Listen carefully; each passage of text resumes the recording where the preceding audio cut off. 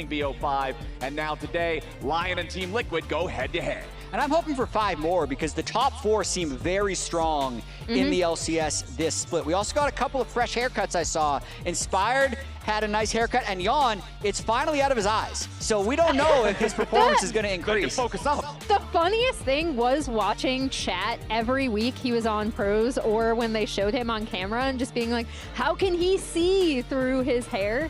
So yeah, he tightened up the bangs there. Yes, so. sir. Who knows? It's playoff time. It's you know? playoff You gotta time. get serious. In case you couldn't already tell, I'm Captain Flowers with Jat and Emily here for this BO5 as we are into Champ Select already to get things kicked off. Team Liquid choosing blue side. Hey, there we are. And so that means LYON going to be playing from the red as Team Liquid are going to target the mid lane pool here immediately. Orianna and Cassiopeia banned away. While on LYON's side, they're going to ban out Jarvan and Nocturne to hit the jungle pool and Yone specifically as a target ban against Quid. And I got to talk to Spawn and Rainover before this series. Rainover talking about how they've had specific strategies against Team Liquid in the past. In the lock-in lower bracket, it was about counter picks in the top lane. In the last series, it was about triple bans for Jose. Slight modification here with 2 jungle bans, but specifically the Yone ban, which Team Liquid has been forcing in game 1 of a lot of their recent series. Yeah, and that is kind of the default AD that you, mid that you can run. Also kind of a specialty pick for Quid as we see the Varus being the final thing taken off the table by TL.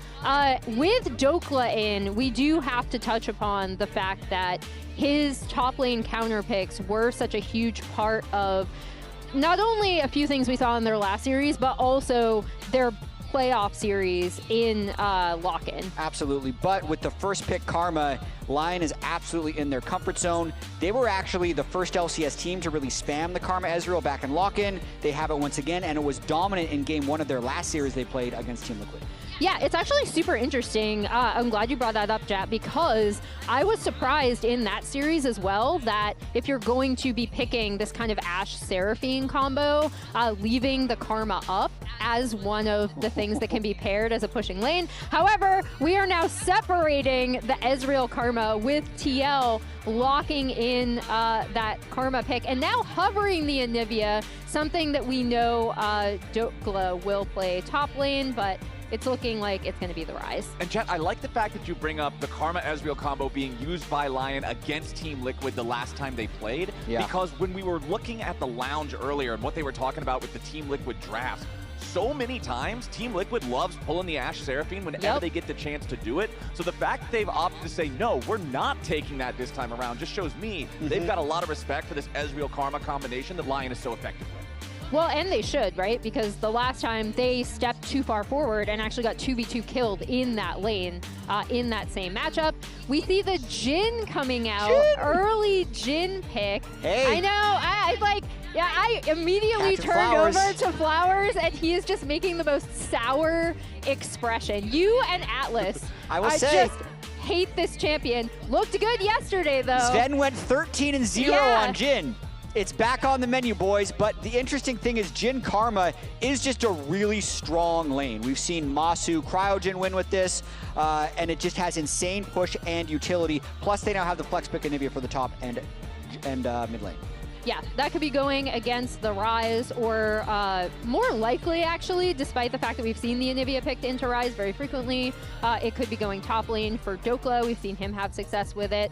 But the big thing to me is Lee Sin locked in for Jose Deodo. I was wondering, post Lee Sin buffs, if this would just be permabanned against Jose, since he has been so good on this pick, and we've seen it have success elsewhere as well.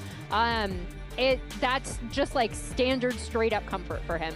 Yeah, I've been hearing a lot of people talk about Lee Sin after the buffs, and Jose was one of our players still willing to slam the Lee pick even before those buffs were coming in. So this has got to be exactly what the doctor ordered here in the jungle for Team Liquid, especially considering, like you mentioned earlier, Jad, LYON has already spent 2 out of 3 of their first bans on the jungle pool, getting rid of the Jarvan, getting rid of the Nocturne.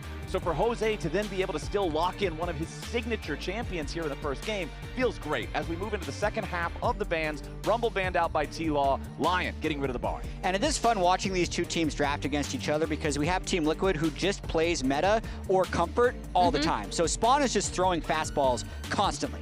Can you hit this fastball? You know what's coming down the pipe. Yes, can you deal with it? Whereas LYON has thrown a lot of knuckleballs, curveballs, sliders, all these types of different pitches with the flex picks and the different bands. I love the baseball analogies. As we see the Rumble removed and then the Xin Zhao for Inspired, something that he's been incredibly successful on. The Bard taken out, and I'm curious if they're gonna stick with support or if they're going to lend something to mid or top. Yeah, I gotta say, for CoreJJ, he has a little bit of flexibility because they're probably losing that lane anyway. I would guess he's gonna go with Rakan because you'd want him to have engage and it's a normal Ezreal pair. But it's tricky, like when you give over the Karma, you're kind of losing the lane regardless. So as much as we wanted to talk about fastballs right down the middle, this is where they can get a little bit creative with Core's pick. I actually think the Nico hover is most Probably likely never know. Oh, Rel, okay. That is wild for CoreJJ. I mean, so we were kind of, and the lounge kind of touched upon this as well, but we were chatting about this in the green room prior where like we're one meta shift away from TL just being incredibly dominant, right? If a lot of these melee picks come back into fashion in mid, if Core is on some form of engage because he is such a good engager, and Rel does give him that option.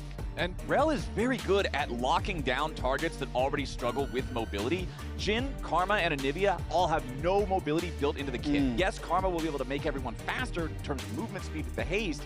However, being able to blink away from a big magnet storm coming in, not something that any of these champions can really do. Plus, Team Liquid really did want some more engage in the comp after the first 3 picks, so I really like this one here from CoreJJ and TL. Back over on the LYON side, though, Sion being locked in tells you that Anivia is going into the mid lane for the matchup against the Rise, and Wukong will be the final pick here as Inspired takes that into the jungle. And they were a little bit low on damage. They had the Poppy Hover in there to potentially counter the Rel and the Lee Sin, but I think the Wukong makes sense with the Sion Jhin already being locked in. I feel like you're playing with fire when you have Jhin and Sion in the game together. Like, Jhin against Sion, bad. Jhin with Sion, also kind of bad, because it's just not enough damage in a lot of cases. So this will need to be a very controlled game for LYON as we see Morgan lock in the Shen top lane with the last pick.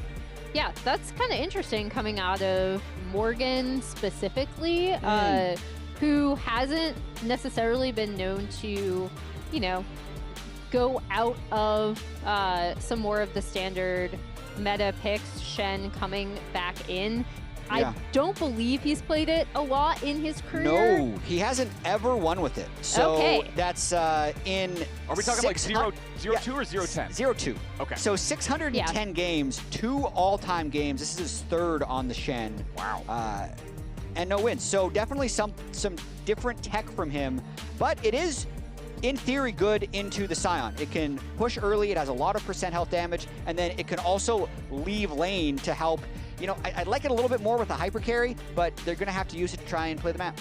Yeah, and that is my big test for Morgan here, because I feel like when he's been really good, it's because he's either soaking up pressure topside or just doing super well in lane. I feel like his team fighting and coordination and map play hasn't necessarily evolved the way Team Liquid may have wanted it to in terms of his synergy with the rest of the team at times.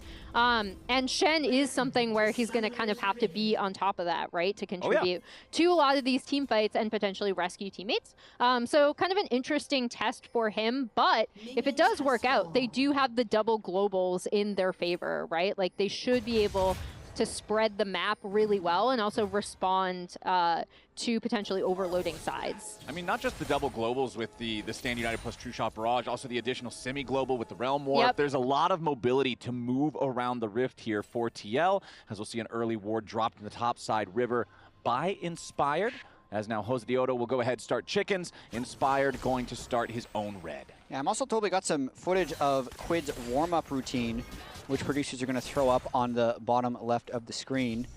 No audio in this, just trying to stay warm. Yeah, get the blood Keep pumping. the energy going. Yeah, get excited. Yet another Rise game, run it back. The kind of only mage that they're very reliably willing to pick for Quid, but with the Deathfire touch, definitely not as good as the Phase Rush variant into the Anivia mid. No, he's doing, like, what, balance? Was he balancing on one foot there? No, he's on top of his assistant coach. Oh, Yeah, what? he's sitting on the The coach human balance. chair. See, yeah. Okay, so now then he was doing like high kicks. All right. I respect it. Gotta stay warm. That's a coach doing whatever he needs to do to make sure his players are set up for success. Job security, baby. Oh my god. Who else is going to be willing to do this for the players? Huh? For Quid. All right, Jose Diodo here, level 3 on the Lee Sin. Going to walk around through the Tri-Brush here, perhaps. Is seen on top of a ward. Berserker of Isle is going to have to respect this one and immediately back away. So Jose returns to the Tri-Brush. Ooh, he's just going to reset and probably buy some items to go do more combat, because if you do the 3-camp bot side into bot gank, you can often get set really far behind. So he may as well go back, get a longsword, and then go to clear his top camps. That's a way you can pull that gank off without completely screwing your game. Yeah, and as we see him headed over to that top side. Oh, it's my match of the week, which is actually A new tradition. Yeah, it's match a of the new week. tradition because I'm just Emily needs to selfish tell us and her match of the annoying. week. Emily, why is this your match of the week? Why is this the big dog? So I was actually looking forward to this rematch just because of the ways that LYON have approached TL, and kind of the two coaches talked about it as well in your interview, Jat, where specifically their draft choices and also the fact that just TL always have this kind of, we have this thought process around them that they still have a lot that they haven't necessarily shown us thus far on stage. However, it's now going to take a lot to beat yesterday's 5-game banger. So I might have picked the wrong match this week, sadly. I disagree. You had to pick before the. You had to pick Yeah, beforehand. you can't doubt yourself Before already, by drafts. the way. What There if was we so get... much you negative met self-talk in that whole pitch right Yeah, there. we got to get the frog. All right, Got a frog, what if this goes yeah. 5 games and Game Spectacular. 5 is a 55-minute Let's- 4 Elder oh, Dragon God. banger? Because think of the gonna be storylines great. in this game already. We have the lock-in champions, True. as we see an invade from Jose, and Inspired still on the map with some items, going to take these Raptors now. Yeah, Inspired brings Isles right behind him to invade Jose. And it's just that easy to walk in, steal the camp away, get a little bit of extra tempo. And that's an extension of the early gank that Yep. Jose pulled off. It meant he was slow back to his Raptors. It meant that Inspired pre-called to have his Karma there so that he could make that invade and now go back to his own camps. And Inspired also with more stats in hand. He's Yeah. got the longsword that Jose has, but because he cleared more before going for his first recall, he's also got the Ruby Crystal. Just makes it even less desirable for Jose to want anything to do with some PvP for those chickens. As heading back down into the bottom lane here, it is Berserker with a nice tidy CS lead. Yeah, and as we were saying, Team Liquid has been great in scrims. Right now, they're just the champion of scrims, but they're actually against the ones who actually lifted the trophy back in lock-in, which is a difference, surprisingly. Yeah, I would prefer to be the second versus the first. Yeah. Scrimbucks Same. have, they've always been one of those really dangerous currencies that's very They are. volatile, oftentimes end up being worth nothing more than the paper that they're written on. It was really interesting to hear from Spawn, though, and just be like, it's been a rough week in scrims. I don't know if that means, like, in actual result or just in, like, the conversations they've had to have afterwards. But he did say that he actually thinks that having the on-stage struggles they've had recently could make them a much better team in the long run. The way that I understood it was definitely more towards like having to have those tough conversations, because he specifically said, yeah, scrims are not fun this week. Like, we're not having a good time playing scrims, and that generally means you got to have some hard truths in there. As Dokla is very low on mana up here on the top side, so Morgan is going to feel plenty comfortable dealing with him here in this 1v1, you would have to think, but the wave is pushing towards Morgan, so Dokla will take the opportunity to recall. Yeah, Dokla, both of them have their TP so they can get back to the wave. Morgan has the wave in a better state and is actually ahead in this lane, even though it shows him as down in CS, since there's so many more minions for him to collect. And Jose coming up here to maybe try and get a cheeky play onto Dokla, who wouldn't have mana to ult away, but I believe he's just going to walk it off. Oh, Dokla does take that extra second there. Jose Diodo jumping forward with the safeguard. Slows him down with the Tempest. Sonic Wave, resonating strike, flash out from Dokla to live with 15 HP. Woo! Same reaction, very close call there from Dokla, starting with the Doran's helm, not shield, so a little bit of scaling as well. Ends up getting away. If that wasn't a recent buff to get a little bit extra health on the helm, he would have died on that game. But now we see the response from LYON, Inspired taking that early first Drake. Drake stacking has been absolutely huge.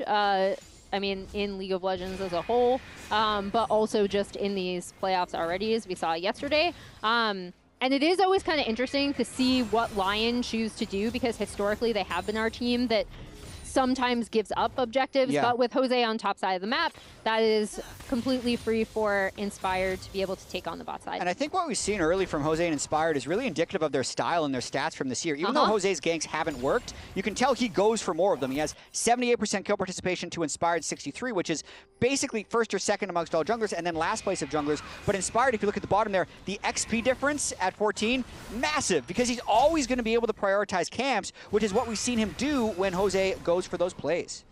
Still a very close game overall, as we have not seen anybody really find any great success just yet. Dokla losing that flash up top, of course, because of Jose. Inspired stealing away the one camp with the help of Isles. Down in bottom lane, though, biggest individual gold lead is still Berserker here on that Jhin, with about 2 waves worth of advantage in terms of the creeps. And as I was counting that, both sides had 3 ranged minions left alive in lane, so it's not like, yeah, LYON just has a whole lot more creeps left to pick up. No, it's just a nice lead built by Berserker and Isles with this Jhin Karma combination that we called out in draft as they're just really strong in lane. Yeah. Yeah, they're annoying to have to go up against. And like Berserker and Isles have quickly become, I would say, our best bot lane in the LCS. Berserker has been absolutely phenomenal for LYON this split. I mean, I don't know about you guys. I put Berserker #1 on my All-Pro. I had Isles at #2 for their respective roles. So I think these two have been really, really on point. I think Isles has had a lot of clutch moments. I think Berserker has had some really strong performances. Yeah, absolutely. You can see some of their stats right there with Berserker really having massive gold difference and damage difference stats. So that's laning and late game team fighting where he's been able to dominate. And if you look at their items as well with the Boots of Swiftness plus the Karma, they're kind of subscribing to the just dodge it theory. Yeah. So they're up against Ezreal and Rel. Yeah. You know, there's no cleanse, there's no Mikhails, you just dodge, and then you're going to be fine. Trust your hands. Yeah. Just stay out of harm's way. Void Grub's going to be picked up there by Jose Diodo right about on spawn. Remember that LYON did secure themselves the first Drake of the game here, too. Early Ocean Dragon always feels really good while you're still firmly in the laning phase. Just have that extra regeneration, make trades that much more favorable, or make trades that otherwise might have been bad break even, as Jan and CoreJJ are going to have the opportunity to step forward, clear out some of the vision placed down by LYON here in these bottom lane rushes, considering Berserker did have to take his recall. But on top of those Boots of Swiftness you mentioned earlier, now he's coming back with Noon Quiver, ready to continue wreaking havoc on the lane. Yes, he is. Maybe at one point, Jhin will do damage in this game. We'll have to see, though. I hope so. It sneaks up on you. He's either doing nothing or he has 13 kills. Yeah. It's just one or the other. It's heaven or hell. Jhin players do not live on Berserker. Earth. Yeah. Come on, you don't believe in Berserker? Look at his CS already, 102 in 9 minutes. If you don't believe in Jhin, Flowers, can you at least believe in Berserker? When I think of Berserker, I think of hyper carries, right? I think of these champs that scale up and 1v9 in the late game, or maybe 2v8 if your support's playing a Pocket Lulu, right? But it's one of those things where Jhin just doesn't come to mind immediately, but so far he has had a first good 9 minutes and 45 seconds of the game as Quid heads into his own jungle here. He's got CoreJJ right next to him again, just trying to clear out some of the vision that LYON wants to establish to try and track where Team Liquid is going to go. And I think that for LYON, it's going to be even more important than normal to have vision in the right places this game because of all of those different globals and semi-globals TL has. But I'd also say, like, this game being 0-0 is advantage for Inspired on the Wukong versus the Lee Sin. It's not an incredible pick for him, but he's definitely been pretty solid with it across his time here in the LCS. So we'll have to see how he's able to continue. 22-7 is like a 76-77% win rate. If I see a guy on my team in solo queue, I look at his OP.GG, he's playing something he wins 77% of the time on. Fair. I'm like, just Inspired. He had like an 80% win rate last year on FlyQuest. He's won like 5 titles. Fair enough, fair enough. Eclipse completed, though, for Jose Diodo. Mastercard Power Spike right there, as this is going to give Lee Sin some very scary dueling potential. Yeah, and we'll see where he wants to go with that. I think the big thing for me is now Inspired also has just locked in his Triforce, and Inspired's MO as we see Jose going. Yeah, Jose immediately with the Dragon's Rage finds the angle there on a Saint. The Anivia tries to get out, but no, already knocked down into the egg. Sure, Inspired shows up, but there's no way for him to buy enough time for Saint to revive. So first blood over to TL, and they even get it through the Anivia passive. And that's actually exactly what you want to see from Jose on this pick, right? Like, even though we saw his looks bot, his looks top, didn't necessarily net him any kills, he was trying to affect his lanes, and like the pressure is more, and the impetus is more on him to be able to do something a little bit earlier with this Lee Sin, as opposed to the Wukong, who's going to want to farm up and then show up to team fights with items, as Inspired is want to do. But this is also going to net them the second Drake of the game and kind of stop any sort of rapid dragon stacking that LYON may have been able to attempt. Completely agree. Great look there by Jose, and a nice recall interrupt there onto CoreJJ. Gets his flash. Yeah, not just the interrupt there, but CoreJJ forced to dump that valuable summoner spell. As now once more, it's Jose Diodo here in the mid lane. Saint tries to flash away, but Jose's ready to flash follow. Saint is the target, and Jose is shooting true. Saint thought he was being a little clever, not burning his flash the first time. Burns the flash the second time. Jose still has his, and it's a perfect follow. Yes, it cost Team Liquid a couple of flashes, but that's definitely having back-to-back deaths on your mid laner is really how you can unlock a rise onto the map. And I especially like seeing this kind of focus on an enemy mid that's going for Rod of Ages first. You can see that Saint only just now completed it 12.5 minutes into the game, where I feel like more often we're usually seeing laners get this done around 10 minutes, 11 minutes. And whether or not that thing is fully upgraded and you have the extra level and the power spike in time for a big objective fight that'll normally happen in those early 20-minute marks of the game can really make a big difference. Yeah, and Quid's going to lock in his on the opposing side as well. And I think another big thing for TL, and we talked about Quid on this Rise, is that there was a time in lock-in where like Rise was kind of their answer, right? Like they would always win with it because it just gives you such good side lane control with the semi-global. And now that he is ahead by almost 1K and in a really, really good spot, we're going to be looking to see how many plays he'll be able to make around the map and also affect side lanes. I still feel like this is going to be on Jose to make a lot of plays for Team Liquid, because you look at the like real structure of their team composition. It's not a super straightforward team comp to play. They have to play side lanes with the Ryze and Lee Sin. The Shen has to be very effective. The Ezreal, Rel are both kind of good independent champions, but you wouldn't necessarily think they have good synergy. Whereas for LYON, it is scale and front to back. Even if their overall damage is a little bit low, it's much more straightforward to try and find a win condition with LYON's comp.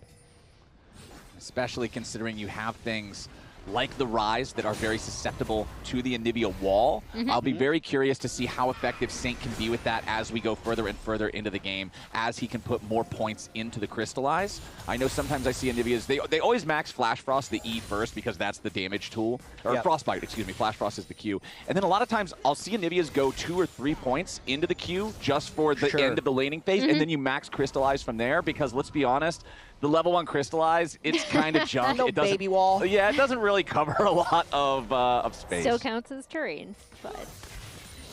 So we've got 35 seconds here until the Rift Herald spawns. 1 Drake for either side so far, so that dragon that's 2 minutes away is not going to pose any imminent threat of soul point, no matter who gets it, as Team Liquid is again in enemy territory.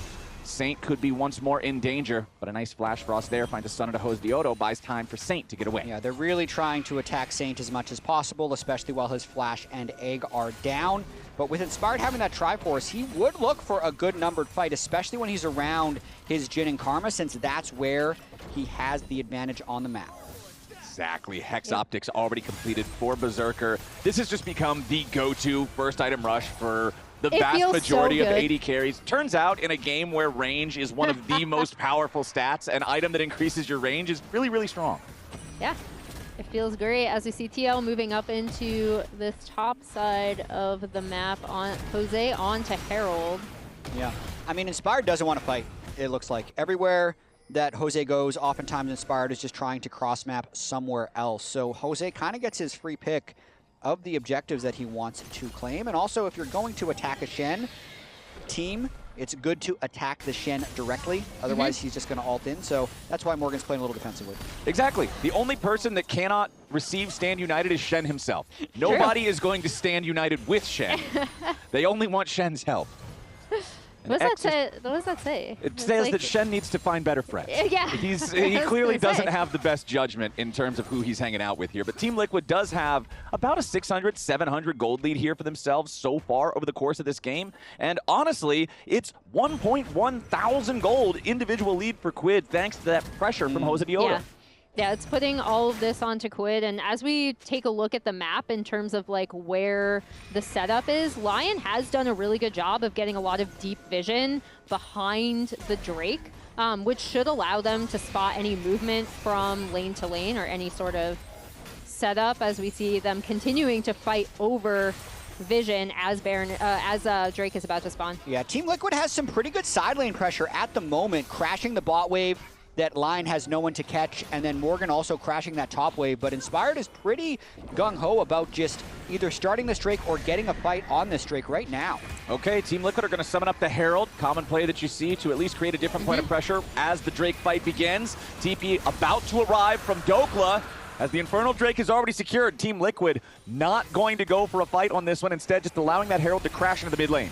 A little surprised that Dokla actually TP'd in there because Morgan was preemptively proxying the wave, so has a huge amount of free time on that top lane now to really put Team Liquid ahead in gold. Yes, good Drake secured by LYON, but it cost them a lot of gold.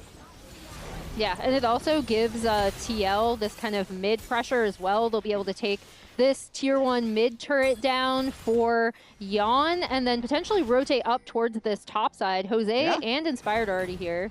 Yeah, Dokla's trying to clear out the waves, uses Decimating Smash to get rid of most of it, but because it's a cannon wave, there's still enough time for Morgan to move up there and just take the turret. That's now a 2-0 turret lead for TL, as LYON have yet to acquire a structure for themselves. Might have a big fight here. Here we go. Quid going in with the Realm Warp, tries to find his way into the back line, and Inspired is caught out. Cyclone ain't getting him away, and Berserker has already died here too. That's your Fed Jin out of the picture before the fight really even continues kicking off. Jose Deodo once more, speaking of kicks, finds the angle on Saint yet again. It's the carries on LYON absolutely eviscerated as Team Liquid invades the enemy jungle beautifully. Beautiful macro from Team Liquid to set that one up. It was all accumulated pressure from the original Drake give that they gave to LYON. The top lane collapsed, the mid lane collapsed, and then rather than resetting, they continued to invade the jungle. And the big thing actually happened when LYON gets the flank on a Berserker. He takes 60% of his health before Morgan's ult even arrives. Yeah, and you knew that he felt so comfortable having Morgan in his back pocket. This kick from Jose onto the Anivia is also beautiful. And even though Dokla is going to be able to get out here, it gives all the pressure in the world to TL. And I love the fact that Jose also committed the flash there to make sure that he hits Saint at the right angle, because if he doesn't commit the flash, you knock him kind of into the terrain a little bit. It's sort of wonky, and you most likely don't get the kill. So Jose just finding these plays over and over again. And I want to give some credit to Morgan, right? And also just TL's communication overall, because I was like, this is going to be a pick where it's going to be a test of how well he's able to synergize with the team, something that we've seen him struggle a little bit with prior during the split. But that was beautifully set up, taking advantage of the fact that Dokla did commit the TP to the Drake fight. I may have just cursed him, though. Yeah, Morgan now finding himself under pressure as LYON wants to send a 3-man play up here. They will at least force the flash out of the Shen, but they won't get themselves a kill. Meanwhile, hold on. For a second, I was thinking we were doing a split-screen replay, but no, it's just once more Berserker being found in his own red side jungle by the enemy AD carry and a little bit of backup. Deep push everywhere by Team Liquid. He's dying near his second-tier turret, so the mid-prio is completely gone over to Yon's Ezreal and this Team Liquid team that is pressuring LYON like crazy. Yeah, they're pressuring all 3 lanes now, right? Morgan is up top, pressuring that top tier 2. Quid is on bot side, pressuring bot tier 2, and then you have the push in the mid. This is really well set up by TL. Yeah, and a lot of it is off the back of Jose. So a reminder for everyone, you can still vote in your Kia All-Pro for your All-Pro First Team Jungler. We've already voted. It's a regular season award, just to be clear. I think people will still be influenced by the games that they see in playoffs, however, and Jose putting on another Lee Sin show. Exactly. Our votes are already cast, but the window is still open for all y'all to cast your own for a few more days, as we do have a 6,000 gold lead for TL. They've been able to find a great amount of use out of the Void Grubs they got early, too. That was one thing. Remember that Jose took those on spawn. Lion took the first dragon. Normally, the Grubs are less valuable, but it's still a down payment objective that you want to profit off of later, and I think TL has found a lot of success from them. Well, it works really well with this team, right? And the split push pressure they've been able to set up. I feel like I've never been able to say that correctly. It's a tricky one. Try. So that's a nice tongue twister. But yeah, like the way that they have actually set up the map has been so impressive. And every time they have been able to get a catch onto someone, they're immediately pushing in their side waves, and they've had a lot of pressure mid as well. And they've gotten a lot of global gold off of that. Everyone with pretty even gold leads. You can see the top 4 gold in the game are all Team Liquid players, so they've really been popping off there. And Quid on his rise, doing about as much damage as LYON. The big thing here is that LYON just hasn't been able to find fights where they've been able to do really any damage.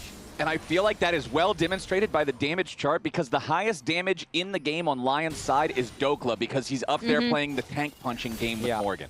If the carries aren't able to out DPS the tank punching tanks, you've got a bit of an issue. As LYON, nice sidestep there on the Deadly Flourish. Even though he was slowed by the trap, doesn't get caught out by that one. We do have the Infernal Drake live right now, and Jose Diodo is already working on taking it out.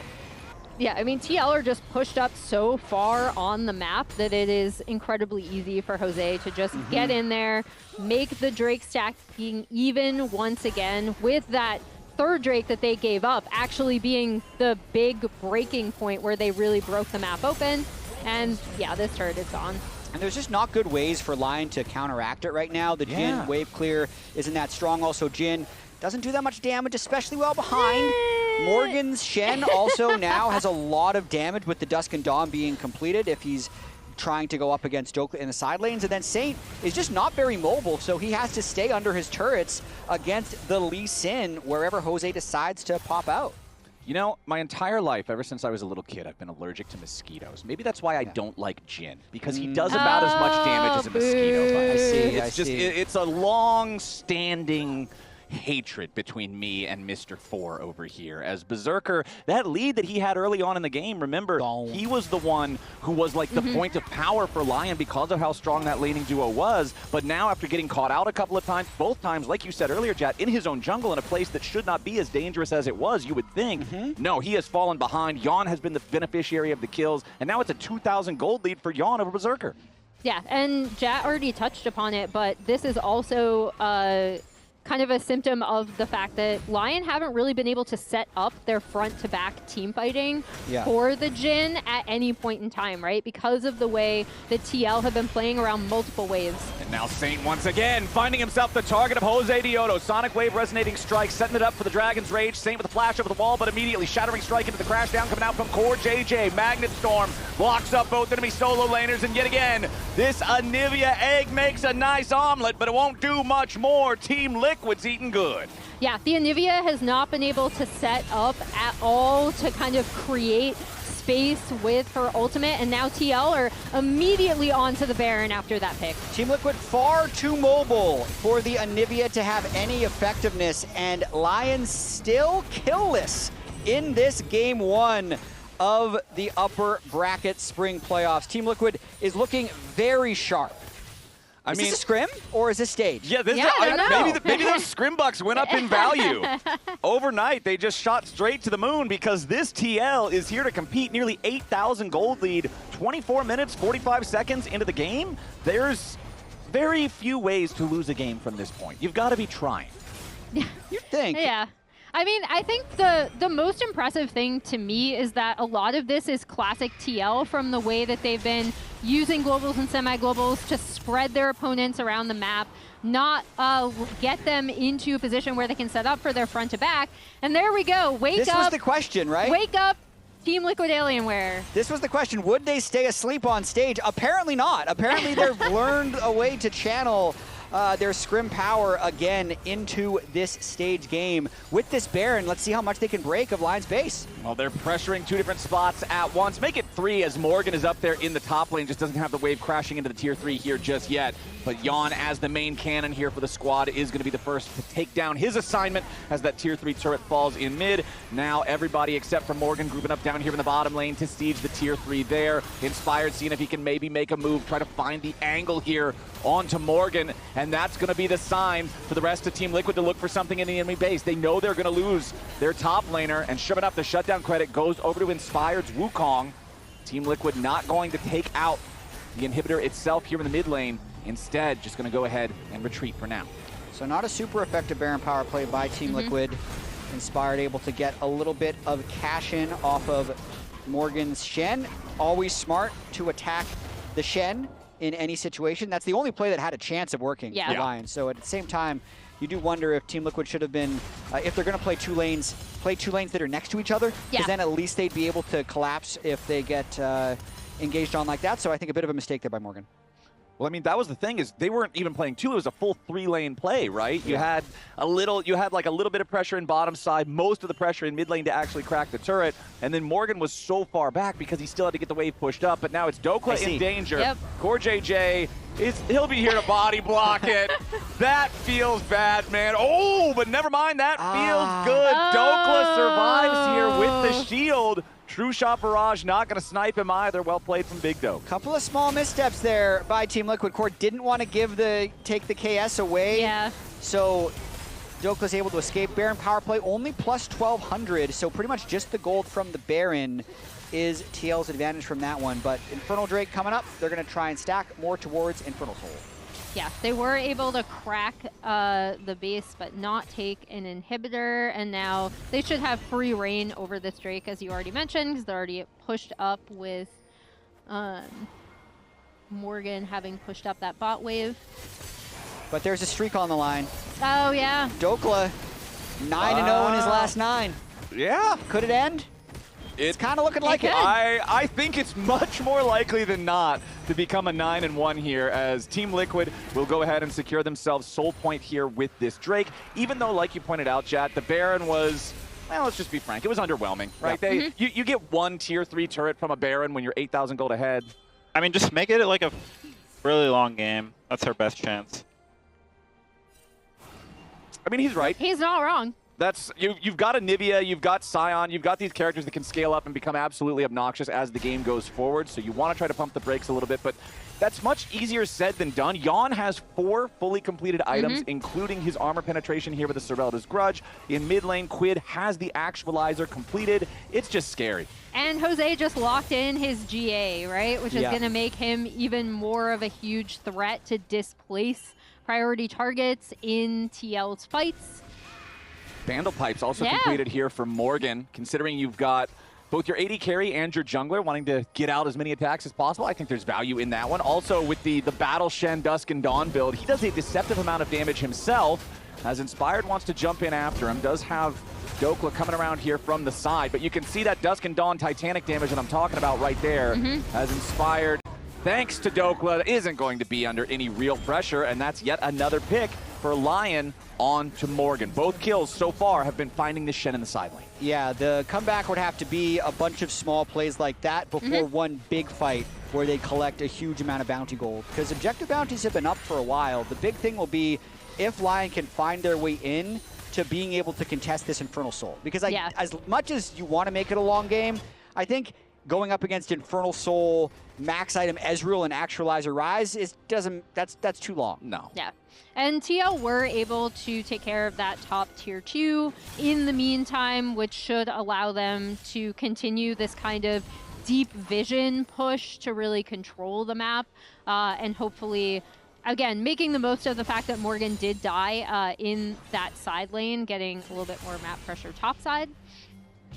And you can kind of see how dark things are for Lion. Pretty scary. As the observers are showing us right now. Physically and mentally, things are dark for Lion right now. This is a pretty depressing game state, especially when Actualizer Rise just deletes your jungler in 1 second. Core JJ wrapping around the side here to see if there's anybody else to be found, as Inspired at least got away thanks to his Guardian Angel, but Dokla won't. He'll explode into an Infernal Shard Pinata. and his dead body won't get a whole lot of value there either. There was a joke there about trading the actualizer cooldown for the GA cooldown, but not a good trade. No, not generally isn't going to favor the one with the Guardian Angel there, as Saint does at least land a quick Flash Frost onto Morgan, but LYON just so unafraid. Yeah. No issue whatsoever with using the Essence Shift to go forward, chunk Saint down to half HP, Jose the Odo. Sonic Wave, no Resonating Strike here, as Team Liquid heads over to Baron, knowing Dokla is still dead for the next 25 seconds. Yeah, Baron number 2 likely uncontestable by LYON, unless they want to feed themselves. 2 TL. Looks like Inspired's thinking about a steal. Okay. LYON are at least considering it. Remember, Inspired, no Guardian Angel anymore. Jose the Odo still with a GA of his own. Quid looking for the Realm Warp here as Core JJ leads the charge. Inspired forced to use the Cyclone. TL now regrouping. They're giving up on the Baron, though. So honestly, props to LYON for stopping it. Big success there. The Realm Warp was a fake for Team Liquid, but Inspired jumping over the wall to engage/escape onto Core JJ.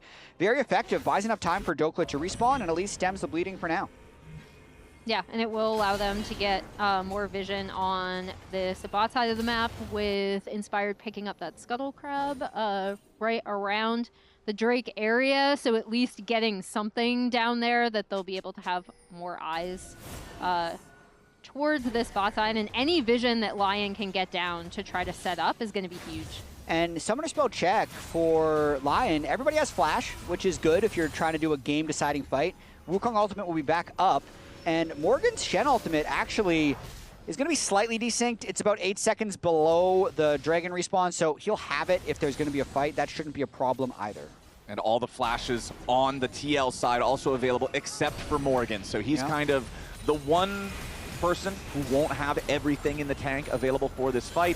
But when your team is up 8,500 gold, you're fine being down one single flash, you would have to think, as Team Liquid does control the entry point towards this bottom side river. You can see Jose hanging out just around the pit right now. He's got Quid right next to him because the Lee Sin and the Rise can just burst this thing down in a couple of seconds anyway as soon as it spawns. The only vision down here for the LYON side is the Scuttle Crab because it can't be removed. All the other wards have been swept away. Dokla arrives here with a TP. Morgan grouped up with the rest of the team. I mean, pretty smart to enter through that bush with the super shield from the TP. Allows them to at least make it to river.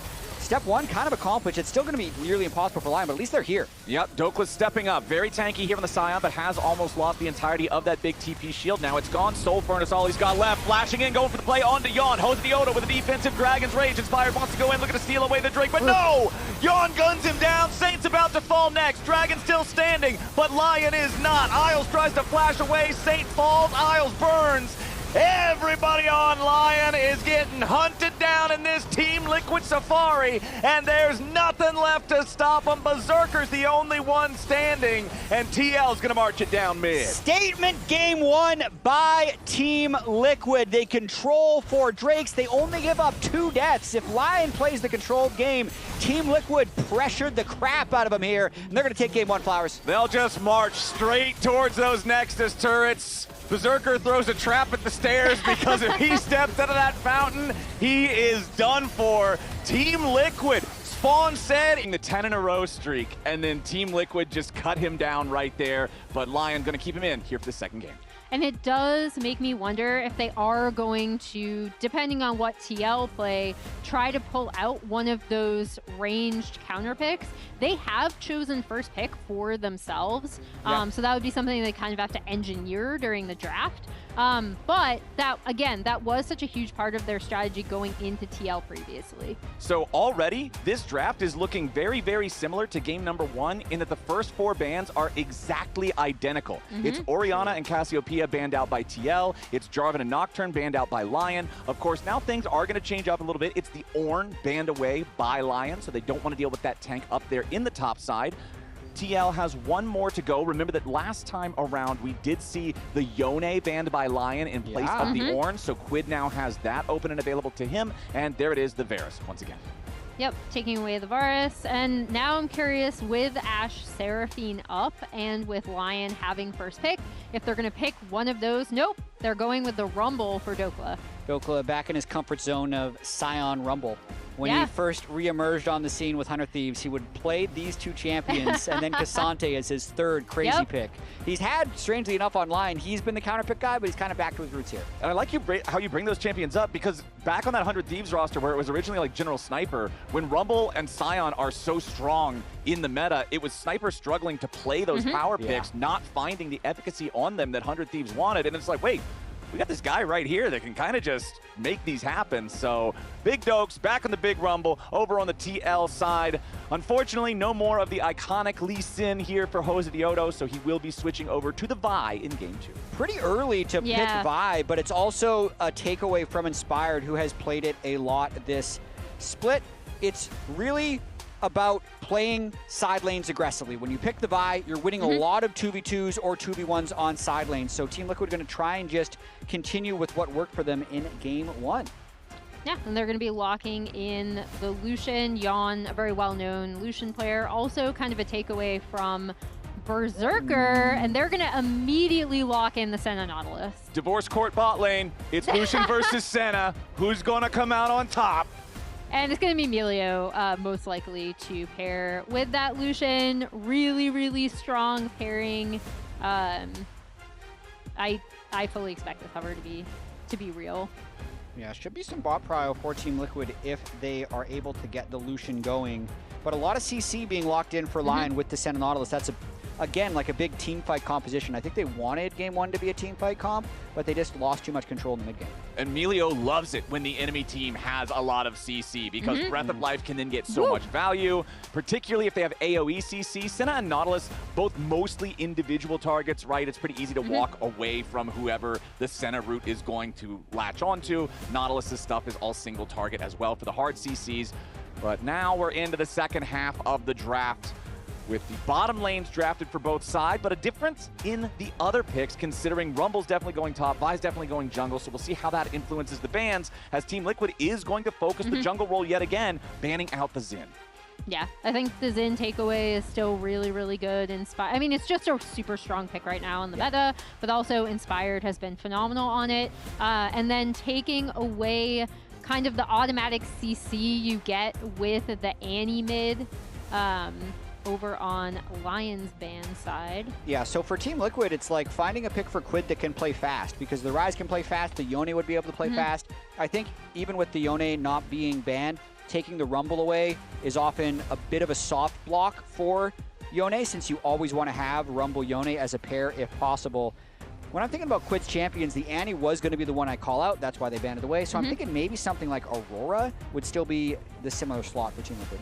And the Trundle ban here tells me that Team Liquid has got to be looking at a tank top laner here in this one, because otherwise I would be like, oh, okay, maybe they're trying to open up for a Sejuani, but you've already got Vi, and she's definitely not going anywhere other than jungle. So I'm expecting some sort of a tank pick here in top for TL, as Akali will be the last ban there for LYON.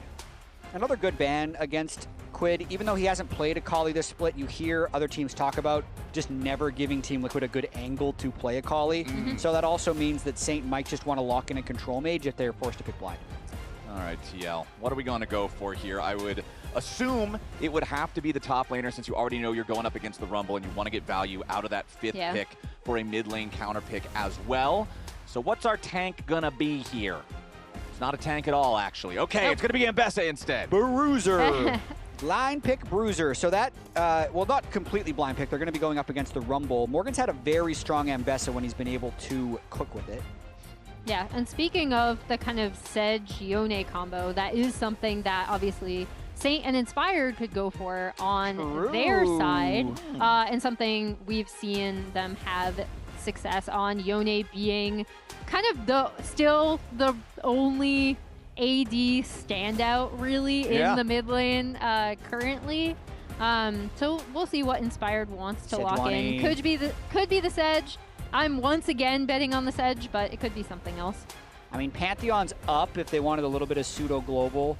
It will be a good denial for Jose, but the comp just makes so much sense. Like this is a really nice blind pick 5v5 if you're LYON. How would you like to play Yone with this, please? Yeah, exactly. There's so much setup for him, and I feel like we've talked so much about how good Inspired is on this Sejuani. He's such a playmaker on it, and there we go. The Aurora, kind of the default as we go down Quid's champions that he's played, something that fits in this composition and what he'll be going for.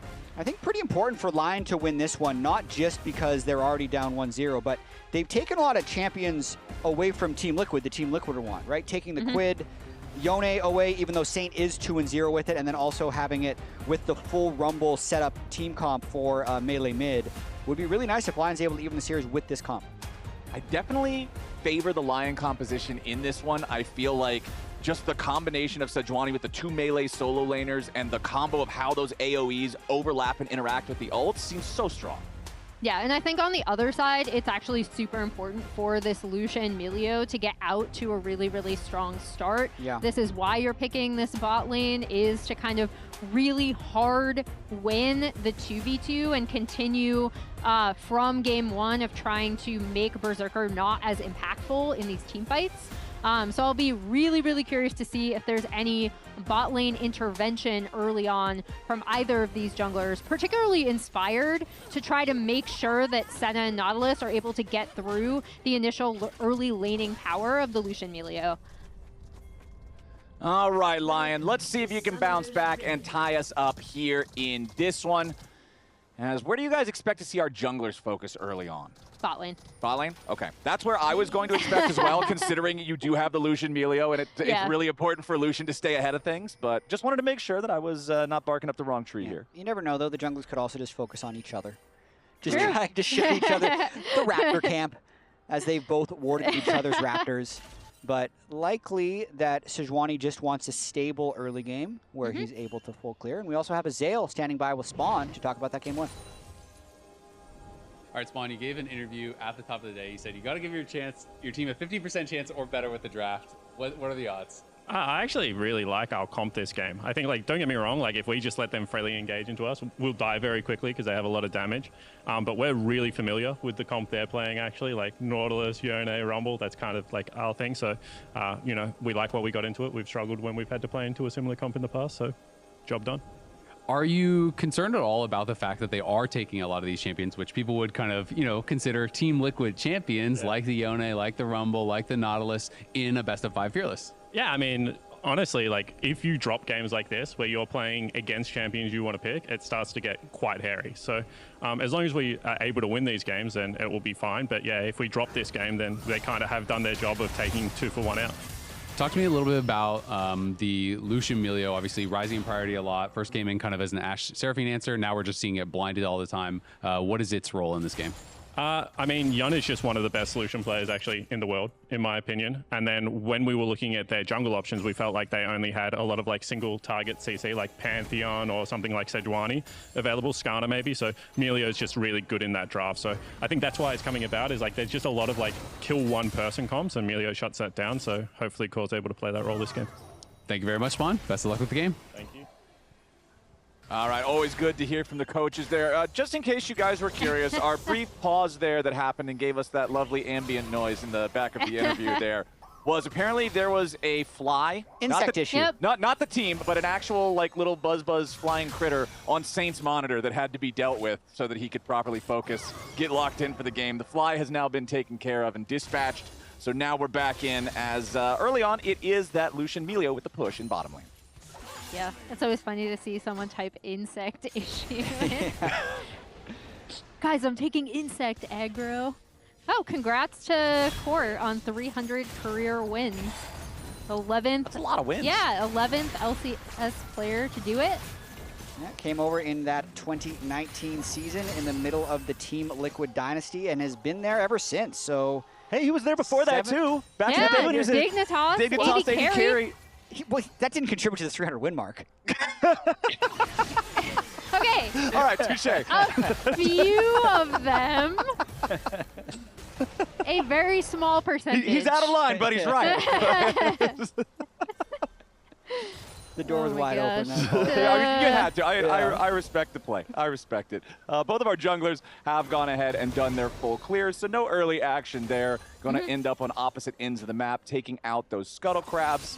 As Saint, of course, taking some early damage from the Aurora in mid lane, but that's kind of what you expect. Melee champion into Aurora. It's a pretty obnoxious matchup for many of them. Absolutely is.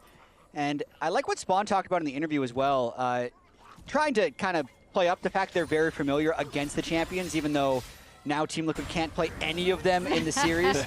But if they get a win with these champions in a game, it's kind of as if they played the comp. Sure. It works like that, right? The transfer property of team compositions. All right, Morgan has Jose Diodo up here helping him.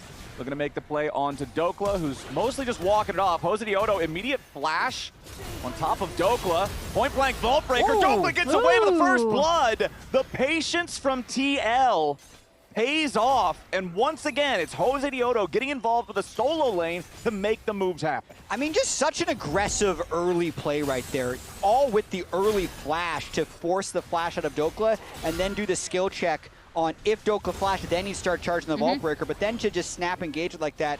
A lot of just mechanical outplay there. Dokla didn't flash, didn't dodge, and Jose landed everything in order to get that kill. Yeah, and we were wondering where these junglers were going to go. Well, as it turns out, Jose decided to go top and kind of managed to. I'd be curious to see the vision line, how much he was able to avoid, because it definitely didn't look like they saw him coming, but there was a bunch of vision down in that river. Jat's going to go back and check in the game itself. Yeah, he went straight through it. Yeah.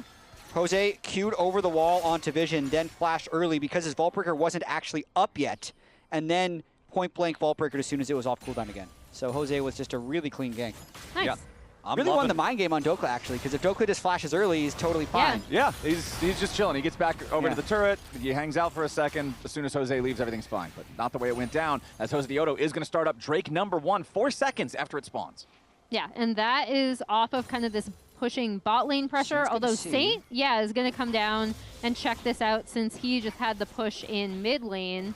Yeah, but bot now lane's headed up. Jay is rotating over. Quid is rotating over. Saint, it looked like a good idea, but as soon as Team Liquid rotates, you got to back away. Well, and this is what that Lucian Melio bot lane priority gives you, right? Like, despite the fact that he initially went top, got the gank and kill up there, was super successful. Oh, that was a really nice lockdown coming out from Isles as LYON is down to 150 HP, fires back into Berserker to halt the Lion chase, but pulling LYON in there underneath the turret in aggro range makes a pretty decisive victory for Lion. Yeah, super, super close for both AD carries there for a little while.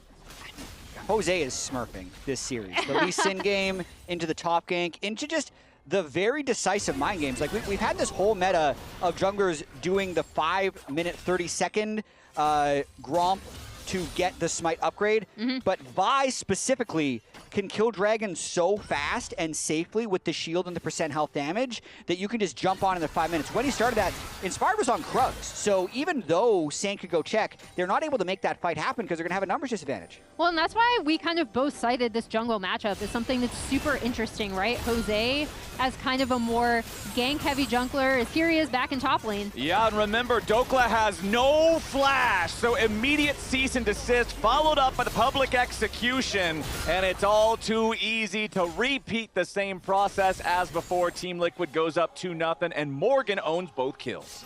Yeah, and now both of their side lanes are in pretty good spot. Berserker has taken a slight lead in the bot lane from the AD carries, but Morgan's in a great spot on top, and he should be able to push this entire wave in. Jose Diodo off to a great start here in the second one after having a phenomenal game #1, as this wave is just going to get munched up by the turret. Dokla trying to get back as fast as he can, but will lose out on a few minions here. Morgan up to over 600 gold lead here for himself. Despite the fact that the farm is even, he's just got the kill advantages. Yeah, and to touch upon, again, like this jungle matchup, Jose is someone who is going to historically interact with his lanes a lot more frequently and a lot earlier. And we've already seen that where he's been on the map, getting that first Drake, those 2 ganks on the top side. A little bit more scrapping in bot lane. Scrapping. And I apologize if this happens to a fight. The producers told me that we have comms of Saint dealing with the fly, and I really want to hear it. Oh, man. So we're going to pull it up now and hope that the fight doesn't happen. On my monitor, there's a bug. Yo, ref.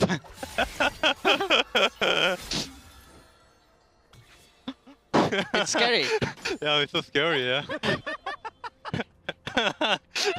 Okay, ready? Yeah, I'm ready. I like how he just sits there and points at it. Berserker just cracking Yeah. up. Can't believe he paused for a fly. Okay, well. That was worth it. Yeah. No, that Those was a were good fun. call. Good call. We didn't get a fight during it, so nothing lost. Nothing lost. Yeah. Hanging out, having a good time. Inspired is on the Void Grubs, so the opposite story being told here in Game 2 as what we got in Game number 1. This time around, it's LYON controlling the Grubs while TL have that first trade. But I think it's just Team Liquid controlling the game right now. They have minor gold advantages in every single role. It's another game where Jose has been able to make a much larger footprint on the map than Inspired. Inspired does have Protoplasm Harness, which is one of the strengths of these junglers that don't have to go Sundered Sky. It's the faster early power spike. But what's he going to do with it? Where is he going to find a fight to make use of this item? And especially since both the kills that TL have found so far, the gold has gone to Morgan. Yeah. Look over at Dokla. He went for the full-plated steel caps already. His first full item is not going to be online for a very long time. While Morgan already has Pickaxe and Caulfield's Warhammer in inventory, we're going to have a pretty big item power discrepancy here very soon in top lane. Yeah, and as we see Jose kind of prepping for a lane gank, he will get spotted out by that ward in the brush. So Dokla should be able to play this a little bit safely. And he sweeps. Now he sees Yeah. it. Okay, he was suspicious. Dokla's movements once He's Jose backing arrived. off a little Yeah. too much. But yeah, once again, getting Morgan into a really good position and relieving any sort of early pressure this Rumble may have been able to have. I want to see how Morgan is able to deal with this lead, because I remember the last time they played in lock-in playoffs, it was just counterpick City for Dokla, and he was able to punish Morgan, because that was back in lock-in. Morgan was just dominating people in lane, so it felt like that was going to be the big mismatch in the series. But here, just with the standard picks of Scion Rumble, Morgan's been able to play a very standard game, right? His Shen was effective, and maybe he could take over with this Ambessa. Yeah, and I think the way you kind of want to set it up is he does have a nice dive buddy. We've already seen the Vi and Bessa combo really well together in Jose's ganks. And with kind of Quid and Yawn to really soften up priority targets, they should be able to pick off whoever they want kind of together if they're able to work in tandem. There's going to be a lot of room for Morgan to move around in these fights. Hey, Isles again, going for these dredge lines onto Core JJ, chunking that Melio down low, forces out the Summoner's heal. But Team Liquid still not in too terrible of shape as Inspired starts up Drake 2. So he has the item power spike, and they chunked the bot lane a little bit. So Inspired wants to create a fight here, but look where Morgan has arrived from. He's actually based, and he's right back on the map. Yeah, Isles goes in for the dredge line onto Yawn as he and Core JJ just try to keep this enemy bottom lane distracted. Jose Dioto, Vault Breaker forward in Inspired's direction. Morgan has showed up to the fight now with the Eclipse in inventory. This Ambessa is very, very powerful. He also has his teleport ready to reset back up to the top lane after he helps out with this. I really like the movement from Morgan and TL. Yeah, when he has that power spike, it ends up being massive. So even though Jose didn't have the item, he brought the top laner with the item. So that's just as good. And Dokla doesn't try to match TP for a fight. Inspired says, okay, they're stronger, we're going to give it up. Yeah, and a really nice recognition of what we can do now, again, with this Ambessa being in such a good position, comboing so well with the Vi.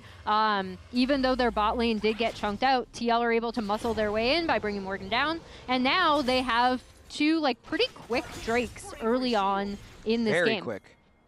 Yeah, pre-12 minutes for the first two Drakes. Very quick. And Morgan continuing to look to bully Dokla. If he gets a big enough chunk, Jose's just going to kill him. Yep, and there's Jose right over the wall. Public execution coming in. Dawning Shadow, though, reinforcing from Berserker, who was back in the base. Dokla does survive with about 300 HP, but again, it costs his flash, and Team Liquid is not letting up the pressure in top lane. Yeah, and now we see the swap coming through. We've kind of seen this, typically between... Ooh, hold on. Fate Sealed coming out from Saint. Wants to all in, going after Quid here. Does force the defensive between worlds from the Aurora. And as soon as Core JJ shows up there with a cozy campfire, that means that the mid laners are going to trade pretty evenly as Saint snaps back again with a Stole Unbound. Yeah, he gets a nice little healing there from Core. But yeah, you can see on as we see Oh, bot lane. trying to get a little aggressive.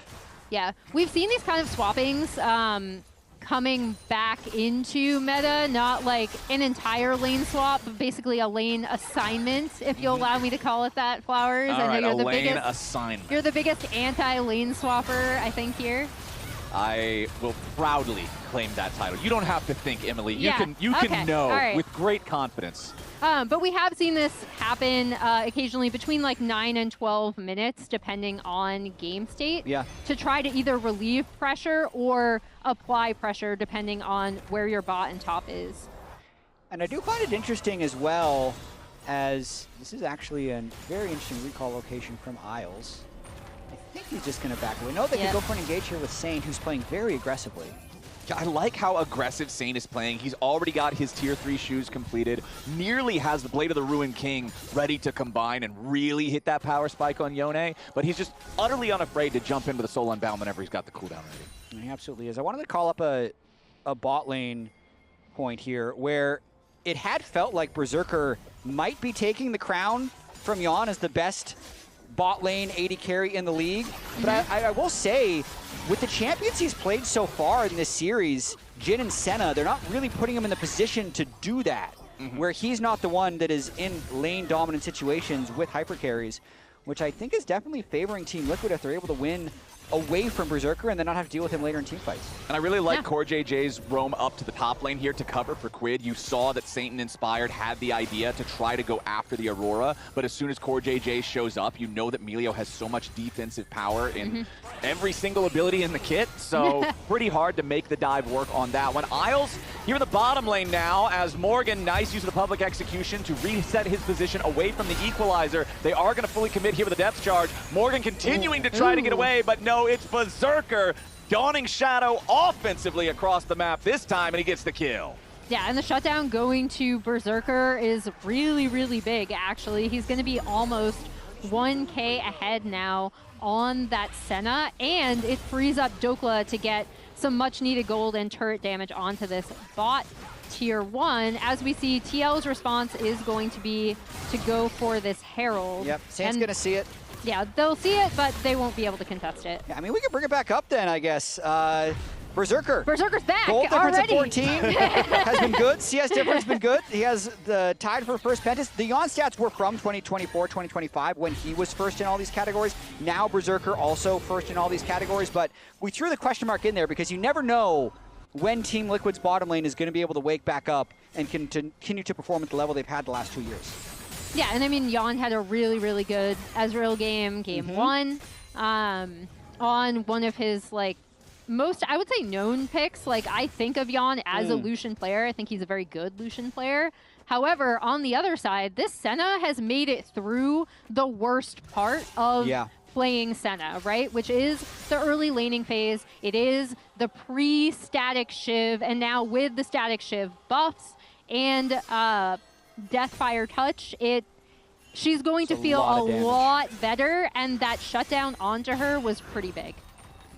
Dredgeline misses here this time as Yon barely gets away from the range in mid. Nice fire back there from Berserker, though. Just that quick 1-2 punch as Jose Diodo is hanging around the Dragon Pit, but Inspired is here too. Berserker just trading so effectively into Yon now with that static Shiv, as the junglers, neither one wants to be the first one to try to commit to the dragon. I think this will be the dragon that we get a big fight over. Okay. At this point, just everyone has their first major item. LYON does have a team comp that wants to scrap. So they're grouped up, really trying to aggressively contest this vision. And you can see it's Saint and Inspired hanging around the pit as Berserker and Isles run interference, keeping everybody from TL away. And considering Jose Diodo is leaving, they're just going to go ahead and give this up. Instead, they're going to do their favorite play, kill Dokla with Jose Diodo. However, the equalizer nicely used. Dokla recognizes the problem, recognizes the danger, clears out most of the threat, tries to get away, but Jose Diodo gives him the thumbs up. Nice TP, buddy. And immediately commits his own flash to guarantee the interrupt. That also guarantees they're going to grab the tier 1 turret. That's a 22 HP Herald that's about to get value on a second tier turret as well. Nice sequence for TL. Yeah, and I like that response from TL, right? Like recognizing that Lion want to fight. They don't necessarily want to fight into them. And they did stack those initial 2 Drakes very quickly early on in this game. So recognizing they can make a play topside again with the Rift Herald. Really nice flash follow from the Vi on Jose to get that. And I mean, he has participated in all 3 of Team Liquid's kills. He has. And they have all been on to Dokla. He's been very active on the map. I will also say, even though this isn't the Dokla we saw in the lock-in playoffs when they played Team Liquid, Dokla's familiar with just getting weak-sided while his team does effective things and been able to win. So he'll still be effective in team fights. He's keeping his farm up. All right, reminder, we got our spring finals coming up soon. We're almost towards the end of May, and it's that second weekend in June there, the 13th and 14th at Mullet Arena in Tempe, Arizona. You can get your tickets now, scan that QR code. Hope to see you all there. Always love being able to have these road shows, especially if it's one of those finals where you're not really sure who's going to win it. There's not a clear favorite. And like you said at the top of the day, Chat, our top 4 all feel like there's a chance for anybody to really level up and be the favorite. That's what this year has really felt like to me. Cloud9 dominating the regular seasons, Team Liquid dominating practice, and LYON dominating the actual lock-in finals. And then FlyQuest just dominating, personality and hype. So we got all these teams. Man. Yeah. It's too fun to watch. And then we have Sentinels kind of lurking as well, dominating online play. So you never know what's going to happen and which teams we're going to end up seeing in the finals. All right now, though, the gold lead could go either way so easily. Only about 300-400 separating the 2 teams as a whole. But, of course, the big deal here is Berserker on his Senna, 900 gold lead. Can we take a look at the Senna stacks currently, get an idea of where we are on that one? 44 currently. 44, yeah. All right. 44 stacks on the Senna as Inspired jumps in the mid lane, goes for the Glacial Prison. Not a whole lot of value to be found out of that one because CoreJJ just immediately pops the Breath of Life. But now the follow-up is there. Now LYON is in danger. Flashes back over the wall as the depth charge is committed. Hostioto here on the front line. TP's coming in from both sides. Saint's got to be careful. Morgan here on the front line now. Team Liquid scrambling to reposition as Dokla joins the charge, but Inspired. He goes really far forward, but he stays alive here with the Protoplasm Harness. Team Liquid's got to be careful now as Hostioto is almost dead. Morgan trying to get himself away over the wall, but he has to use the flash. Protoplasm Harness just saved Inspired right there. Are you kidding me, Flowers? Nobody died in that entire fight after everything was blown? So all ultimates gone except the Yone ultimate, and they all just kind of back away. Look, mid lane prio matters that much. It does. We'll use every spell. But yeah, Protoplasm Knight's Vow already completed. Isles has Protoplasm as well, so they got a lot of bruisers on the side of LYON. And Team Liquid doesn't necessarily have that one-shot potential. Quid's still sitting on just the Proto Belt and components, and then LYON building up as well. Yeah, and as we saw, Berserker is slightly behind in terms of actual Senna stats compared to average, but he's still in a really nice position.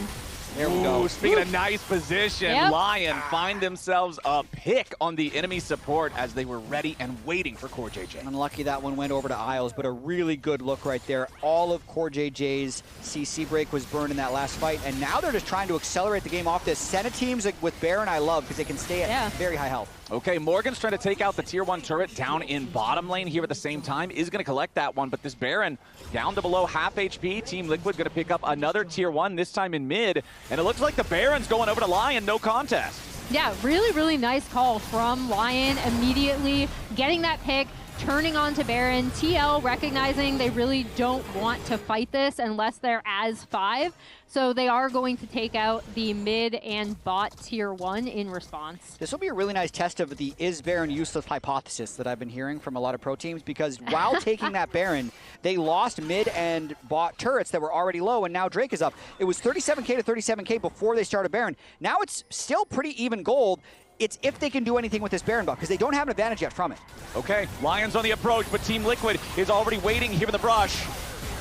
TL Morgan here on the front line. He's going to be your target at the start. Nice equalizer coming down from Dokla. Morgan has all 4 stacks of the Sejuani passive on him, but immediately Breath of Life coming out from Core JJ. Hosey, oh no, gets burned down. And Lion's team fighting is looking ferocious here in this one. Core still trying to escape, but no, Inspired runs him over. Lion continuing to commit, press further forward. It's what we heard from Spawn. If we just run in and fight them face to face, we're gonna die quickly because they have so much damage. And further proof that you cannot keep Dokla down, right? No, sir. His equalizer in that was great. He was actually immediately burning priority targets at the front line of that fight. So despite the fact that he was such a huge target for TL, shows up massive in that fight. Okay, Vice. Device here. Any Okay, hook bye. is good. Okay, I'm basta. Buy no place here. Aurora is going in. Nice ulti. Hook in 5. Okay. Hook in 3. I ult this still. Look good. Look by. Yeah. Nice. I have ult still. Keep on, keep on. Reload, no flash, Kill the million. Maybe I'm best. flash. Maybe I can ult someone. Hook in 5. Okay. Aura here. Team's card. Keep going. No. Go back. Go Dragon, Mid mid. bot. Aura. Really clear comms there. They won that fight so easily. Didn't even have to burn the Nautilus ultimate. Just melees behind Senna is insane. And that's what we're talking about, Emily. You can't keep him down. Look at that. 1,000 damage from Dokla's Rumble. Yeah. And obviously a lot of that was set up CC, right? From Inspired. Also the Dawning Shadow coming over across the fight in that narrow choke point, kind of softening them up in addition to the equalizer that come before it. But yeah, you can't keep Dokla down, and this is kind of what initially I know Rigby had talked about with Dokla's strength is his team fighting and his communication with the rest of the team when comparing him with Castle during that first week where they started swapping between the 2 top laners. Now gold leads for everybody except for Dokla on the Lion side. Remember that Morgan does have 2 out of 3 of the kills for TL. Lion has also now tied up the Drake count 2-2 for either team, and things are starting to look very Lion favored from here. They are looking to even this series, but still only a 1,500 gold lead. It could snap in one fight if Ambessa Vi find a kill onto the Senna. I think that's the most important thing. If it's on any type of front-to-back team comp, it's going to be like that Dragon fight that we just saw, where they can run through everything behind the Senna. So it's on Jose and Morgan, I feel like, to find flanks. Or it's on LYON and Core JJ to be able to get some mid-prow, because if they're not controlling mid, they're not going to be able to move into side lanes to get flanks. And I mean, that's what Lucian's supposed to do once you get to the mid game, right? You maintain mid priority, you can use the culling aggressively. Lion, though, again, looking aggressive in the enemy jungle. They find their pick. A lot of burst down to Quid. He tries to get away between worlds and barely holds on, sidestepping the Dawning Shadow damage. Yeah, and that's going to allow Lion to further pressure in on mid and on bot with Saint coming down and catching this wave. And Dokla is actually going to be able to respond to any sort of comeback they might have been hoping from Morgan pushing on this top side. Again, you kind of see how this team fight from Lion is so deadly. Once they take out one person, they can kind of just push ahead as a unit, especially if the Senna remains untouched in the backline. Well, it's just a matter of, like, what does Team Liquid actually do against it? Because you can send all of your short-range, not very tanky dudes into Sejuani, Rumble, Yone, Senna, Nautilus, and then you're dead. Or you can kind of slowly run away and hope not to die. You need to have an offensive plan. And it's tough to find one, again, against this composition that just has so much AoE, so much CC, so much power, and honestly, so much scaling because Senna just keeps going and going and going. 3 fully completed items now with the Shiv, the Cleaver, and the Hex Optics. Over on the other side, Essence Reaver plus Navori is completed for LYON, so it's not like the Lucian is super weak, but he's certainly not ahead. Yeah, and I mean, again, once the Senna got past that laning phase, and because that shutdown went on to Berserker, he is now at a 1.2k gold lead, and he's kind of hovered around 1k for a while over LYON in this game. That shutdown really was the start of it. After that, he was up to like huge. 900 gold, but now Berserker going to be your target. Here's Jose doing exactly what we were hoping he'd be able to do, but Berserker gets away for now. Morgan going into the back, continuing chasing after the Senna. Berserker staying alive for now. Morgan getting locked up. Beautiful defensive play coming out from Lion. Protect the president, and the whole Secret Service shows up. Berserker gets away, and Morgan gets buried. Morgan thought he had the angle with the public execution, actually goes on to Isles, I believe, and then has to kind of step around him to try to even get onto Berserker. If that look doesn't work, I don't know what look will. Yeah, that was the best.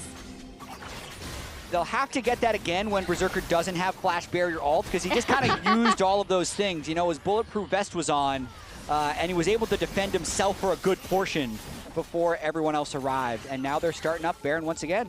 Okay, remember the first one was claimed without a contest from TL. Instead, it was a trade for the Tier 1 turret bottom and Tier 1 turret mid. This time around, TL decide they do want to fight for it as LYON tries to jump over the wall and answer that challenge. Quid under pressure from Dokla off to the left side of the fight as Saint once again tries to jump back over the Baron wall. Jose locked up inside the chicken pit. Saint jumps in, and Jose's fate is sealed. Team Liquid trying to get one back onto Dokla, but he's already gone golden here with the stasis. Dokla staying alive. Saint has to reset here with the Soul Unbound as Berserker's down to almost no mana. Morgan still looking for a little bit more. LYON low on health bars. Team Liquid recognizing they gotta try to find something here, but all they're gonna do is lose Quid. Dokla goes on a killing spree, and Saint's right back into the fight. Now Morgan's locked up here on the front line. The Mbessa might just die too, and Berserker takes him out with a killing spree. Team Liquid can't find their mark. They just don't have the damage until LYON finally gets it there with a cozy campfire. Dredgeline hits him though. Isles lands the shot, and LYON got. LYON find yet another fight victory. They take the Baron and a 5,000 gold lead. LYON tries to make the hero play at the end after the fight had just gone so wrong. And again, Dokla's likely chasing down Core JJ as well. That was a disjointed fight for LYON, and it still worked. It started 3v5 with Dokla flanking. Saint flew back to the Baron pit at the start of it, so it was an extended 4v5, and then they still win the fight 4-1. So look at the start. Watch Saint here. He eases over the wall, doesn't get the original gauge. He steps back. So now Inspired is just fighting the rest of Team Liquid here, but everything ends up being completely fine because LYON's 5v5 is just so strong. Well, and also Dokla kept Quid out of that fight for so long, and he was such a nuisance here. Goes golden, still doesn't die, and that actually opens up a lot of space. So once Morgan gets rooted, even though they're so low, they're able to finish off Quid there. And then Saint can go back in. You think maybe because Berserker's out of mana that it would be a possibility for Team Liquid to win in the extended fight, but they're just able to play on the margins so well. And Dokla re-arrives to burn down LYON. Now they're back on Baron. They finish the Drake. They reset. They're back on Baron. All right, back to live. Here we go again. Jose once more caught out. The Dawning Shadow bursting through, and the enemy jungler is already gone. A max-range Dredgeline coming in from Isles as he tries to lock up LYON. But the Team Liquid AD carry still safe for now. Isles nearly dead, but once again, the Protoplasm Harness is the MVP on LYON. Quid drops next. Saints into the back line. And Team Liquid has already lost two. The remaining three have to scramble. The Baron claimed by LYON. That was so nicely done from LYON. Also, shout out to Isles for landing some of these like really crucial dredge lines in a lot of the fights. I feel like he's been super, super on point with this Nautilus pick in tandem with the Senna. And they're just really pressuring Team Liquid now. As much as they seem very passive, when they sense the advantage, they're still willing to scrap and force objectives because they know they are so much stronger in these 5v5s. They don't even reset after that Baron, knowing Jose and Quid are still down, just maximizing their amount of gold in pocket.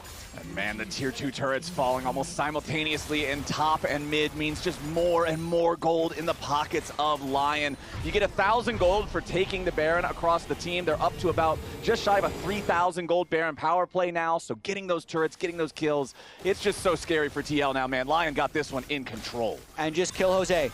He's the one person who could maybe stop the Baron. It is just Inspired Saint over the wall, and then Dokla holds the flank. Their team fight structure has been so solid. Dokla makes it really hard for anyone to actually dive through, and then even though they tried to kill, it didn't work. Maybe they can throw it one time. Maybe. That's kind of all you're hoping for at this point from TL. When your opponents are at soul point, when they have an 8,500 gold lead, this is kind of just the reverse situation of game number one, right? And if you thought these guys were already hard to kill through Senna healing, through these protoplasm harnesses, well, here in about 2 minutes and 8 seconds, it's going to be Ocean Soul for the LYON side with 4 Ocean Drakes contributing to it. So practical immortality at that point for the unimpressive amounts of damage that Team Liquid have been able to do so far. It's really interesting. Team Liquid's doing damage. They're just not getting kills. They can't finish everyone through the Protoplasm Harness and the Senna healing. Lion's the one that are doing the damage that sticks. Now that's 2 plates of the bottom lane tier 3 turret. As Lion continue trying to use their last 60 seconds of Baron control. The timers, I believe, are going to line up very nicely because this Baron will last up until there's about 30 seconds until the Drake spawns, so Lion will be able to control the entire Rift until then. They can set up whatever they want around this dragon, and you can see all the vision from Lion in the red side jungle of Team Liquid. It's lit up all over the place here. TL finally having the opportunity to step out, clear some of these away. They'll get rid of the Raptor Brush ward. They'll get rid of the backside of the red buff ward. There's still that one there around the corner, and there's an additional one down by the Krug Brush. So all sorts of vision being set up by Lion as they make their exit to keep an eye on TL's approach to the Ocean Soul.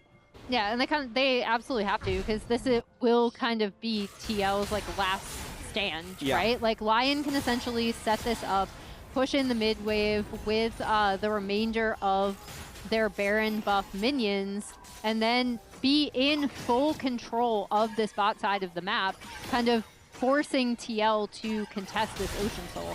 And credit to Lion and especially Dokla for forcing this into a teamfight game, because there was definitely a world where Morgan could take over this game from the side lanes with the early advantage he had on the Dokla, but that's completely gone now. Morgan's been consistently sucked to the team to partake in these 5v5s that have just consistently gone Lion's way. Lion getting a last little bit of damage here onto the tier 3 turret in mid lane. Nearly gets the 3rd plate, but not quite there. Almost a 10,000 gold lead here for the team as they're 10 seconds away from that Ocean Soul spawning. And we're going to see a TP coming into the top side river from Quid, so looking for a creative angle to wrap around here, but minions are going to arrive in mid, so Quid's position will be known by the Lion squad.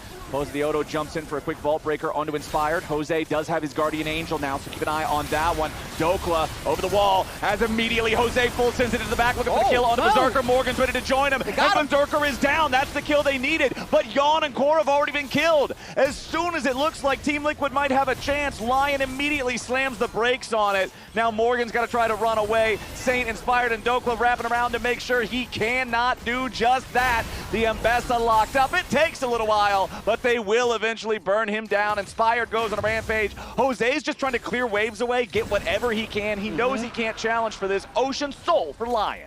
And there you see how hard it is to actually go into this Lion team and win a 5v5, right? Because they do actually get the Vi and Mbessa working together to try to get onto Berserker, but it doesn't matter because the rest of the fight, TL are losing as they end up going in on Inspired, but then Jose immediately sees the angle.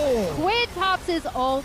Mbessa comes over the top. They do shut down Berserker, but then Quid dies. Like, Lion are just able to move as a full unit, even without Berserker.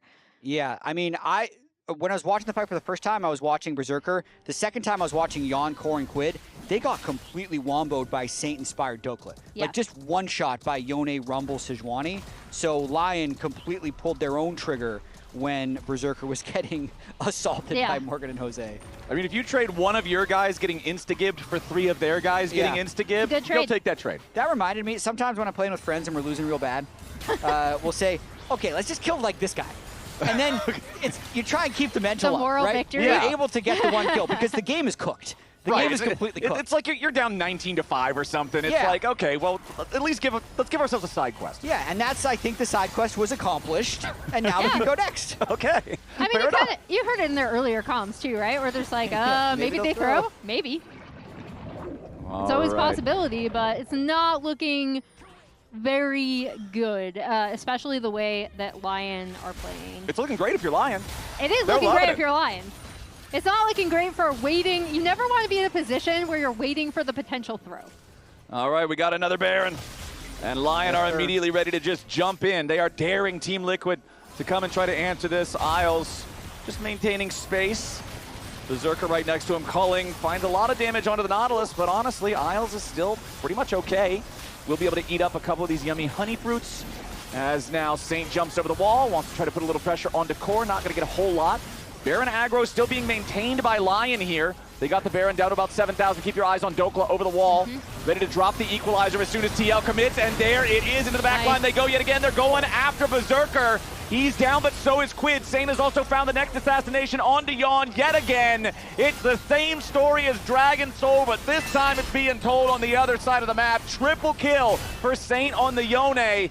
Can he make it a quadra? The Soul Unbound's about to run out. No, the kill credit goes over to Dokla, I believe. But Lion's going to be happy with that. It's only Core JJ left alive. Baron is not needed. They can take this one straight to the Nexus. Berserker was just a distraction. Saint was zeroed in onto Yawn, and the rest of Lion was assassinating Quid. So Lion display some awesome team fighting to even this series. Team Liquid had a great game number 1 where they took things over and never let that lead go, kept setting up great play after great play. Now here in game number 2, it's Lion team fighting, forcing TL to play their game, and Lion just being better at it. 19-6, 15,000 gold lead, one last kill to add some insult to injury as the Nexus falls and Lion ties it up 1-1. And what a great display from Lion to recover, also to kind of take away. Just left it at that. I was like, okay, what's the follow-up? All right. Yeah. All right. Well, let's see if the win is more than a win here as we're back into the draft and things are changing. Yeah. This time around, the first 4 bans in games 1 and 2 were exactly the same, but we are also switching up sides here in this one as Team Liquid decided to go for first pick, so Lion chose blue side. Lion going to ban out the Varus and the Seraphine as Orianna, Akali, and Bard are banned out by TL. Yeah, and I like taking away the Seraphine, maybe because I'm sick of watching Ashe Seraphine, but also because it does like kind of break up that combo, right? It's something that we already talked about, how TL kind of gravitate towards one of the strongest, if not the strongest bot lane still in the meta currently right now.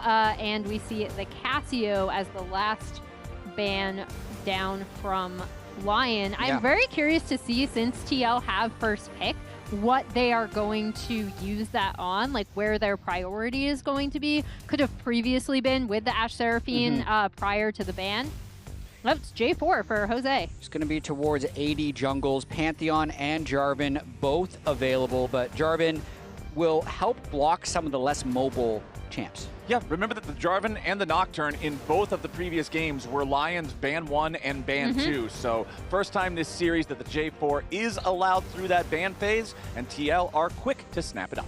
But you mentioned the Nocturne, and the Nocturne is also available, right? Because that has not been banned out, and also kind of a like small favorite. I think Inspired is really, really good on that pick, although we do not have the Aurora to pair with it. Nico is still available. So there are still a few good like Nocturne options if he does want to go for it. But it's going to be the Caitlyn locked in first. And I'm wondering if the Lux is going to follow, but no, it's going to be the Xin Zhao, which TL have banned on 4-5 every other game. Definitely looks like Lion wants to wait and see what they want to pair with the Caitlyn, because there's a lot of good pairs still available. Caitlyn Bard, Caitlyn Lux.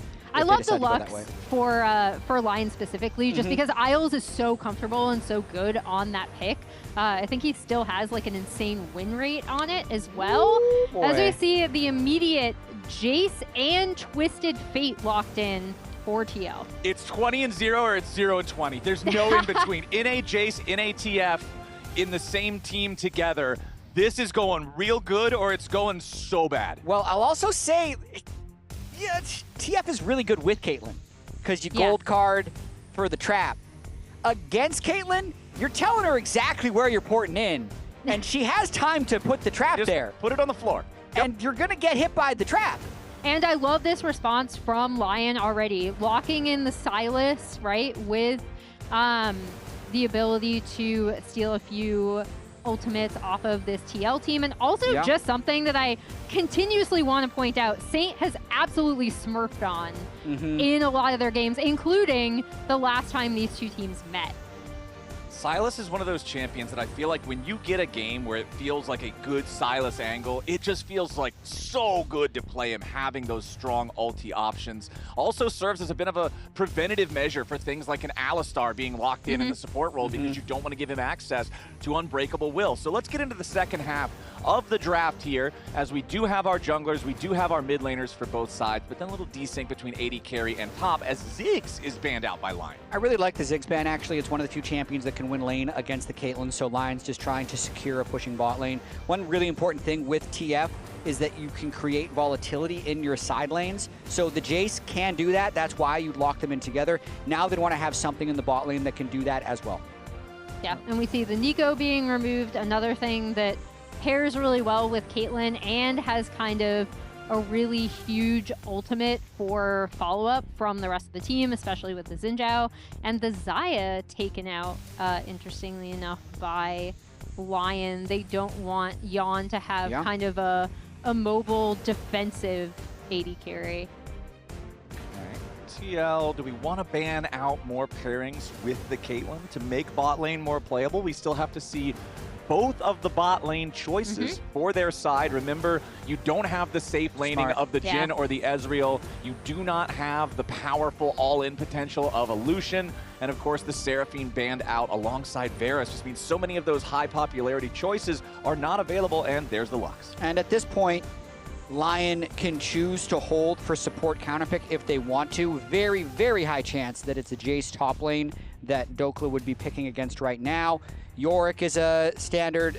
He's also hovering that Malphite right now, which is, again, good into the TF and the Jace. So they lock it in.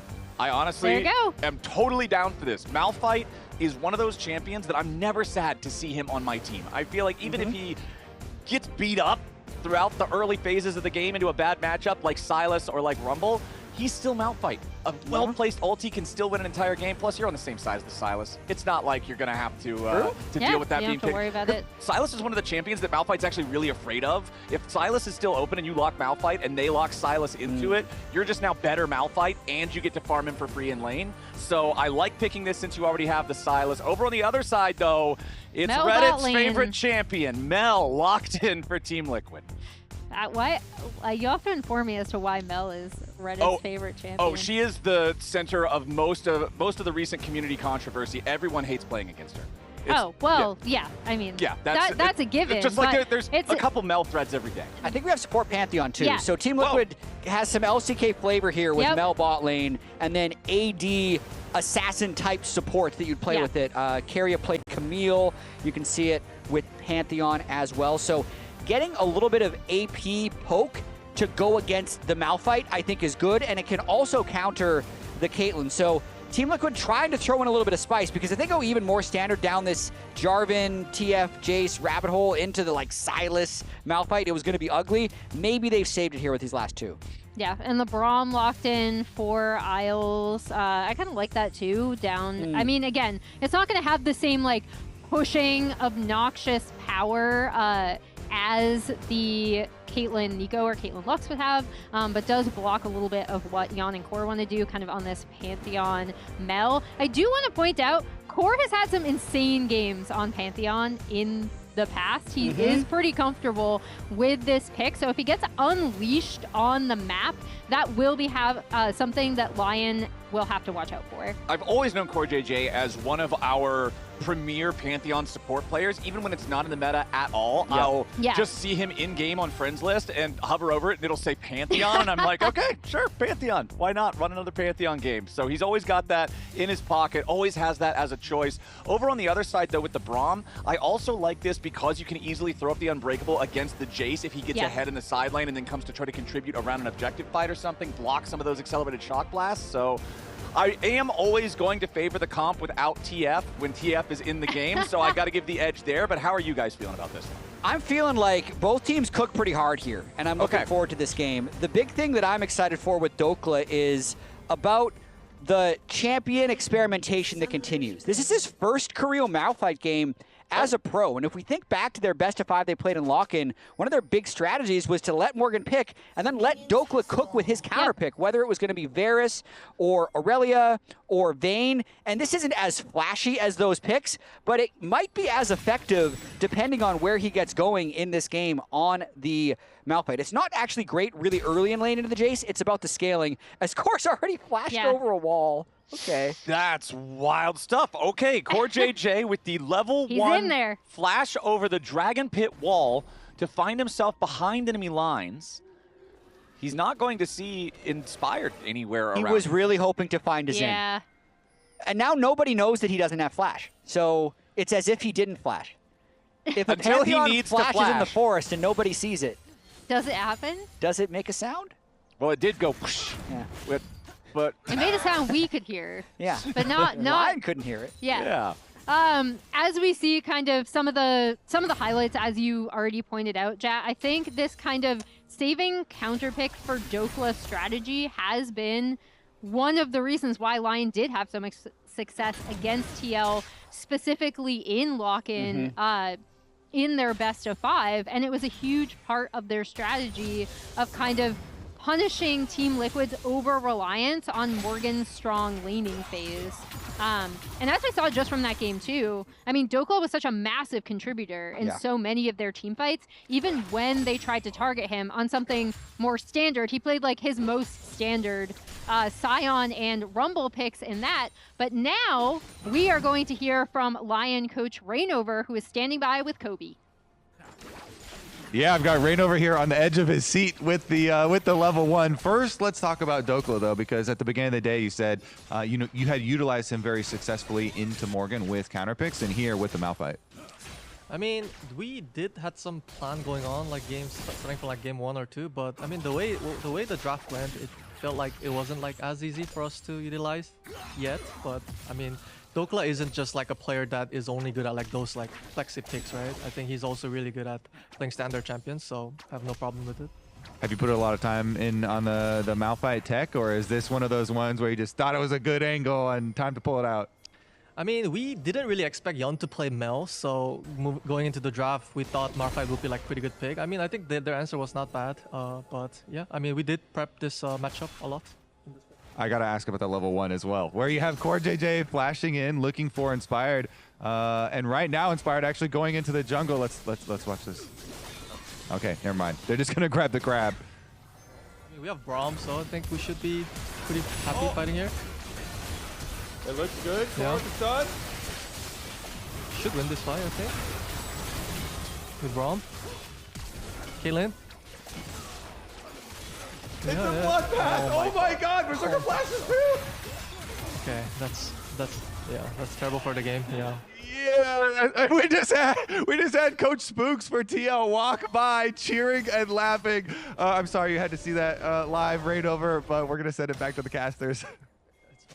What the hell just happened? Rainover!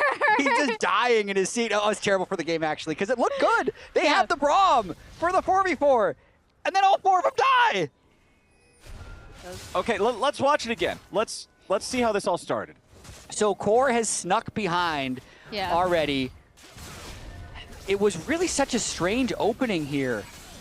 Meanwhile, back in live, Dokla just solo killed Morgan. It happens. 4 minutes. Okay, I'm just trying to figure out how Team Liquid wins all of this. Jose gets a really nice EQ. LYON landed all of his damage, and then it looks like LYON just a little bit of target selection, as we don't even have time because they're fighting over the next crab now. Okay, oh my god. This game is insane. Yeah. How do you 6 get a kills level in 5 4 solo minutes? kill? Yeah, as Malphite into Jace. What? Not just any solo kill. happened? Malphite Yeah. into Jace. Okay. Yeah. Okay, I thought for sure this was going to be another 5v5 somehow, but no. Instead, we're just going to get a couple of shots back and forth. Core JJ there with the shield. He just comet poked him. I mean, Morgan was winning the CS battle massively, was trying to shove in one more wave before recall and got a little greedy. Dokla was 3 points in queue with Comet and just landed enough poke that he walked him down. So, happens. Sure, why not? Quid's getting caught out here now, though, as the Twisted Fate does not have his flash from the earlier Dragon Pit kerfuffle. So there you go. Shutdown credit over to LYON and Sync. Yeah, and that cuts what was actually looking like a pretty nice lead for him as we see the fighting in the top lane. Yeah, he just gets the a Comet lot Malphite. of Comet, He just gets the Comet poke off of it. Yeah, Morgan gets one more grasp proc before thinking he can speed away, and he can't. And yeah, flash for good measure. Make sure he gets that kill. Good job, Dokla. Again, it happens. Yeah, just click on the guy, hit him with your shard, hit him with your Comet, run him down. Why not? Comet damage goes really hard. Yeah, when Comet can't miss unless the guy is specifically trying to juke it and knows like how to do the movement, pretty strong stuff. Malphite with Comet's tale as old as time, and you can see Dokla just building towards that early armor, knowing that it's going to be the Jarvan and the Jace he's dealing with the most, so very easy choice there as Team Liquid has started up the Dragon. They've got it down to about half HP. Lion is around the area. Isle's going to step up first. Inspired and Berserker coming up right behind him as Team Liquid trying to be careful now. Saint with the stolen ulti there, away from Quid. Now Core JJ is going to be the target, and the Pantheon is forced to flash away. He has his flash back up because he used it at level 1, so it just now came back up and available. Yeah, he probably would have used it in the river if he had it. Yeah. So in a sense, it's good. The level 1 play paid off now. What I find really interesting about this, though, is even though Team Liquid won that early skirmish 4-0, they still have to back away from the Drake because of the fear of the Merc Tread Silas and the Braum for early skirmishing. So they still have the early skirmishing power. No major items were completed for Team Liquid, and Lion was able to play off the power of their champions. And here is Core again. Like, he does not stay in lane when he is on this Pantheon. Like, he makes it his objective to be as obnoxious as possible and kind of rotate around the map. But yeah, Lion should be able to collapse. No flash. Okay, the crab is secured by Lion. Every single time we're seeing anyone move to anything, you see 6 more people also go towards it. Yeah, it's also like, I keep wanting to talk about how like, oh, okay, it was really good that Lion recognized they had to make a play on the mid lane because Quid was actually in such a good position from that initial fight in the Drake pit. But yeah, TL 1.5k gold lead. However, they did lose that first Drake after kind of some extended scrapping. So Lion are not in a bad position here, especially with Saint kind of getting stabilized after that kill in mid. It is really big for Quid's game, though, if he can get to that Rod of Ages early. The fact that TF is 20 CS up, 800 gold up in lane means he has the ability to go elsewhere. And what? Okay, that was Saint. Wasn't that a TF ult icon I just saw? No. Got a little confused. Yeah, it was Quid. He was just ulting back to... Okay, his ult is back to lane. Down. He ulted back to lane. I was wondering if he was actually going to try to make a play now that just a tempo ult. Yeah, because he did get his Roa completed, right, off of that back.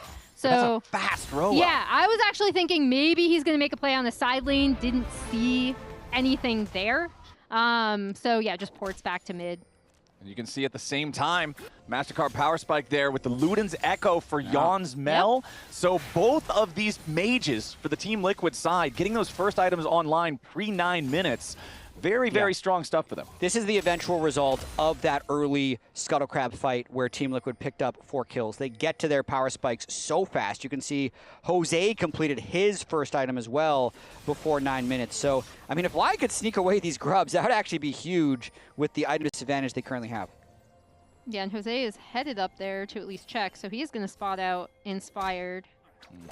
I just probably 1 or 2 and run away. Yeah, 1 is already secured.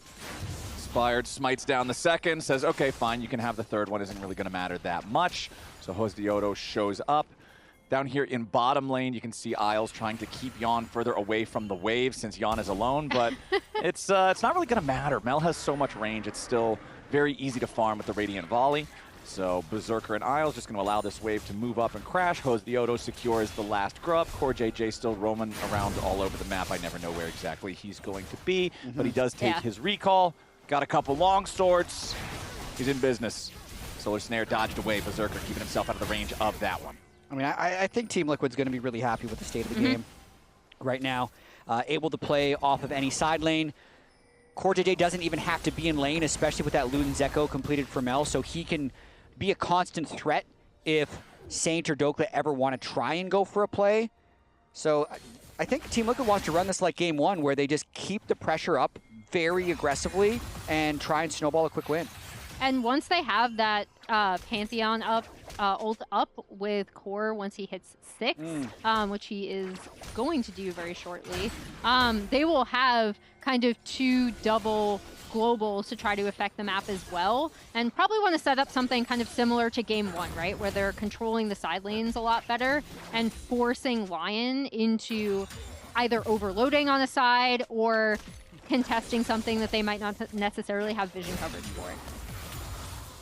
All right, 25 seconds until our next bloodbath occurs.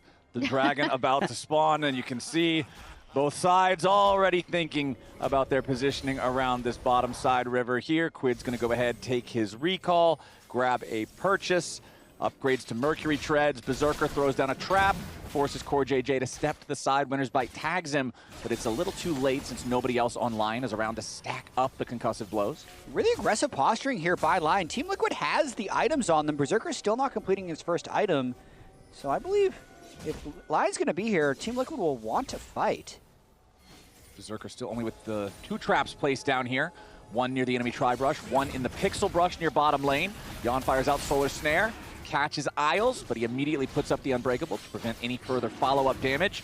And now Berserker starts sitting down more of a trap line as Inspired and LYON have begun the objective. Team Liquid approaching the bot lane duo plus jungler combination. However, Saint does have the stolen TF ulti from Quid to make his approach. And there's the Infernal Drake secured by Inspired. Jose Diodo going in after Berserker. Core JJ trying to find a little bit of pressure here, but that's the Caitlyn down. Nicely done there from Team Liquid as Quid falls to Inspired. Isles trying to get away over the wall. The Solar Snare not quite going to find him, but it is enough coming through. The damage from LYON with the execution of the Golden Eclipse is more than enough, but now he's under pressure. Saint and Jose Diodo trying to find the damage here to Inspired. They jump right back in, but Jose Diodo has to flash back over the wall. Inspired! Fearless on the Zinjao. The audacious charge lives up to its name. Jose Diodo turns it right back around, though. What a fight. It's 7-7 when the dust settles. Absolute bloodbath, as you called, Captain Flowers. 4 for 3, and the dragon going over to LYON.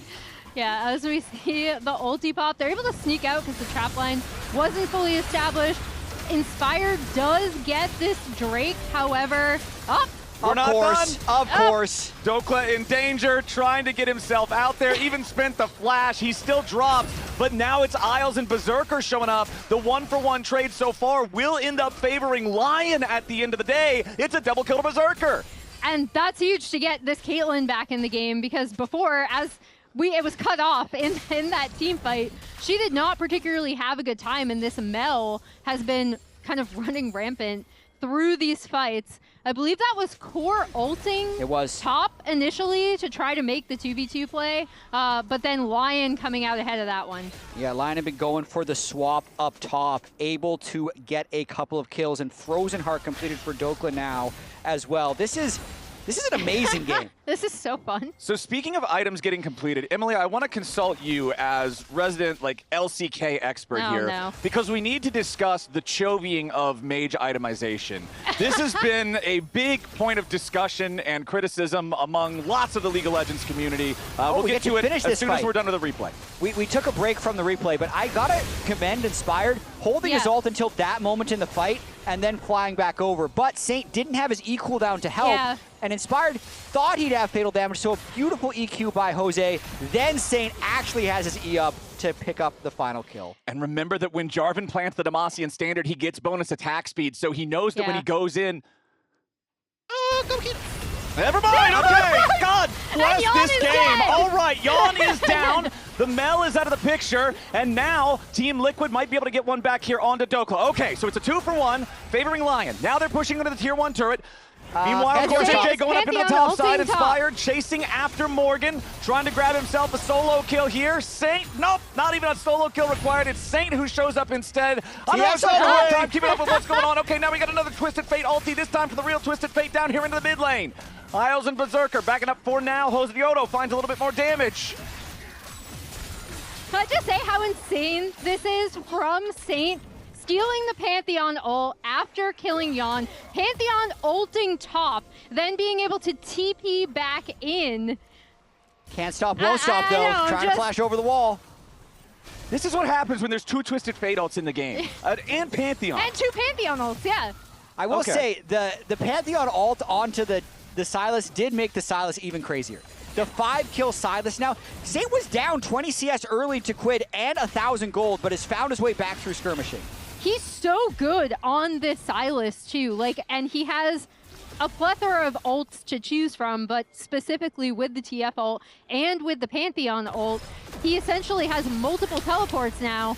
Okay, that's why you're Proto Belt. Okay, that's what I was going to ask before we got into fight number 17. Is Proto Belt on Mel? I feel like this is one of the times when you're looking at control mages, the item generally gets criticized more, but right there, it gave Yon the extra bit of distance to escape the Malphite. What a beast. Wow. Good job, Yon. Okay, so... Okay. He's proving it right. Okay, so the Chovying is fine. It's such a herky-jerky game right now. Dragon's up in 43 seconds, but Inspired is pulling the Rift Herald already, and Team Liquid is contesting this one. Morgan does have TP if he wants to join. He's backed off of pushing in bot. Dokla also with a teleport available, but no ulti on the Malphite makes him very ineffective. I think it's just so much more important to control this third Drake, because if LYON can get onto Soul Point with the Malphite Sylas ult power that they're going to have later in this fight, it's insane. Also, Inspired going for the Dusk and Dawn plus Sundered Sky build, which we haven't seen this variant. We've seen Titanic Dusk and Sundered Sky Cleaver, but it looks like he's going for Giga Healing when the actual DPS from Team Liquid isn't super high. They're more burst, so maybe this is the right call to go super healing for Inspired. Well, you kind of saw how like difficult it was to kill him. I mean, obviously that fight had devolved into a lot of different fronts, but you saw how difficult it already was to kill him with just the Sundered Sky plus ultimate. Okay, Dragon fight starting. LYON with control over the objective for now, but the Scuttle Crab vision belongs to Team Liquid. Core, Yon, and Hosdioto approaching from the left. Quid occupied down here in the bottom lane at the same time, but Isles is going to be bursted before the fight even starts. Saint looking to make his way into the scrap now as Hosdioto falls. Berserker taking a kill. Core and Yon have to try to get away as Quid goes into the middle to keep his AD carry alive. Yon with a flash out, staying alive for now. Core JJ falls to Inspired. Saint will not land the abduct.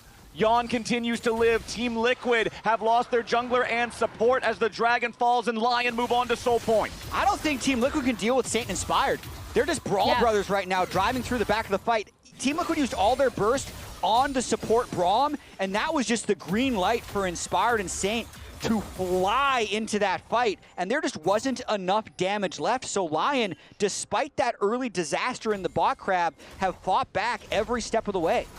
And with both of them kind of being the Bash brothers in this, Berserker has also gone untouched, is now locks in that Infinity Edge on top of Hex Optics, is now ahead of the Mel, who had been significantly ahead of him previously.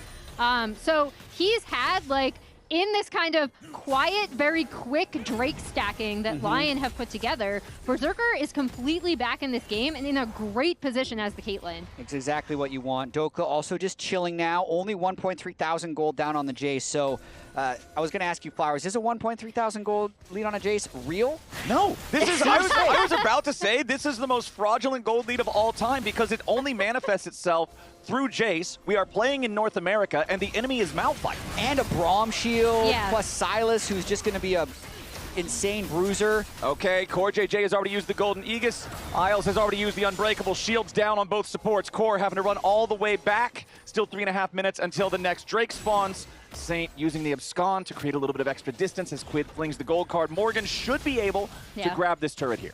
Yeah, Morgan's going to... I mean, the turret gold is real. Yeah. But even though TP behind. So is the play. Dokla jumps in. Yep. Morgan's just going to go ahead and get away from it. There's no way they can catch him in time as soon as he evades the Unstoppable Force. I mean, in 3 minutes, we're guaranteed to have another big fight. Maybe even in between that, though. I want to point out the Bloodletter's Curse for Saint. It's just what he seems to do on Sylas. I still feel like something like a Riftmaker might be better in this situation, but he's built this item both times he's played Sylas. Will still help a little bit of magic damage from the Malphite in these fights, and it will, of course, be good if he's in a fight for a long time. And he should be, right? Like, they're kind of relying on him and Inspired to be running through these fights together. We've already seen it from that prior fight. And I just think it's now so difficult for TL to be able to deal with the two of them being as tanky and difficult to kill as they are. Dusk and Dawn completed for Inspired. There we go. Saint's got 10 stacks on Dark Seal. I want to see him build a book, man. He's only got one death the whole game. He's 5-1-5. Build a book. Make him afraid. He's most likely not dying, maybe? Yeah, he's... Although then the book becomes a curse, right? Isles taking a quick hit. Yeah, I guess you got to be careful with the book, but I don't know. I feel like when you're having a game like this, build the book. Team Liquid is so bursty that I think he's going to want the stopwatch. If he wins one more fight, book bye. Then you go book. Okay. Once they're actually ahead in the game, he can shut the door with the book. Also, imagine a fight where you have this Sundered Sky, Dusk and Dawn healing, and then also the Silas. Oh, okay, Dokla's your target. Right. This is just the full dog pile on Dokla. Okay. We'll see how that works out for him. It hasn't worked out for many. Oh, Berserker. That's okay. Ace in the hole. That's half his whole bar. That was, I've never actually seen a projectile bounce back that far from rebuttal before. Ow. He's got to be careful. If he gets more items, he's literally going to kill himself doing that. That was crazy. All right, Berserker just learned an important lesson about making sure you take the right shot there at the Mel. I feel like sometimes you do not necessarily forget what Mel can do, but just momentarily forget because your muscle memory is so like, okay, you know what, ace in the hole, good poke. Low, you know, like soak up some of that health. No, Mel immediately just shoots it back at you.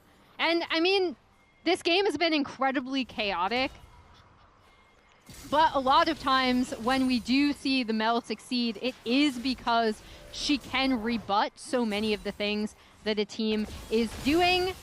And if you're enjoying this absolute insanity of a game, a reminder that we are back in the Riot Games Arena next week, and tickets are on sale for that one. You can head to lcs.tixr.com to get your tickets today. And hopefully next week, we'll have at least one game that's like this back in that arena. And Saint has TF ult once again to try and flank in a team fight that is surely to happen soon, as Cloud Drake's up in 15 seconds. Team Liquid, they know they have to stop this. You do not want to give that Cloud Soul over to this Lion team that is already playing so wild, so fast. As it looks like Inspired is taking the top side Scuttle Crab to secure the vision there. And now our Dragon has spawned. Dokla's got the Unstoppable Force, flashes up all across the Lion side. TL singing the same except for Morgan on the Jace. That flash is still down. So keep your eyes on if Dokla tries to aim at that enemy top laner as their primary target.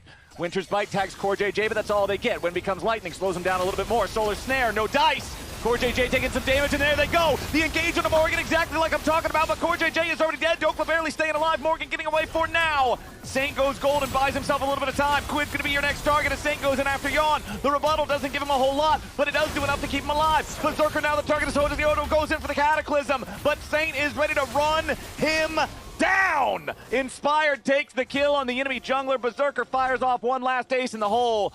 Core and Jose dead means Lion has control over the Dragon Pit. These fights are crazy. Lion is basically separating them on multiple fronts. You saw Saint taking down that mid tier 1 to be able to kind of wrap around here after the TL ult is popped. Dokla and Saint comboing onto Morgan, and even though he ends up surviving, the rest of Lion are ready to collapse. And it's just so difficult for Team Liquid to stop these engages. The Silas is coming from anywhere, and the Malphite is coming from a screen away. So Team Liquid desperately holding on in this game, but they're just dying too fast. And that is the soul completed for Lion, which is going to make their chase down even more lethal. Look at this, Silas. You like at this point, you have to watch out for this in so many of Lion's drafts because Saint has been deadly on this Silas, not just in terms of like what ults he can steal, because he's obviously making the most of that in this game, but also just the way he approaches team fights is so great, and his understanding of how to flank on this champion, he's completely run rampant over all of these Silas games that he's been able to play. He has, and with all that said, Berserker's also sitting on 3 items right now. This has been such an awesome game. Second like most in LPL game. LCS history. Wow. Yeah, that incredible. Is wild. That's awesome. I'm not sure. Match of the week? Match of the week? Okay, see, remember when earlier you said, I think I should have picked yesterday, and we said, Emily, you can't doubt yourself before we even play the series. I should never have doubted myself. You just gotta believe. Stats, I'm curious actually if we have Leo the stats guy, if he knows this, what was the bloodiest game of all time at 15 minutes? Because 21 kills is really high. So I'm curious what we beat it by. Yeah. Hopefully we'll I'm be able sure to get he'll that get back to information us. here soon, because right now we have a little bit of a lull in the blood. Since it's 16-11, there's no Elder Dragon to fight over for the next 4 minutes, and TL doesn't really want to fight a Cloud-Souled Lion. No, but what is going down, they aren't bloody, but they're turrets, right? You know, There's Dokla probably taking blood down. on everything on the Rift at this point, Emily. Core's going in. JJ goes in. Isle's going to defend himself there with the Unbreakable, loses about half HP. LYON wants to kill him there with the Golden Eclipse, but it ain't going to work here just yet. Dokla and Saint going in after the rest of TL as the Stolen Cataclysm brings Saint into the middle of everybody. Jumps right back out with Abscond, re-engages with Abduct. Core JJ is already down. Jose and LYON separated from the rest of their team. Jose Diodo gets over the wall as there's unstoppable force on LYON. There's no rebuttal for that. Inspired goes on a killing spree. LYON drops. LYON finally reclaimed the gold lead as a team, and Morgan wanting to stick around and get some plate money off of the mid lane tier 2 may have overstayed his welcome. Inspired and Saint going in. Saint steals away the chase power as now Morgan continues trying to get out here with that acceleration gate, but it ain't gonna matter. You're trying to run from Cloud Soul and it will not happen. Inspired goes on a rampage and LYON get 3 for nothing. There is just no escaping LYON team fighting in these last 2 games. They ran at them with the Nautilus, Senna, Yone, Rumble, and now they're running at them with the Silas Malphite Xin.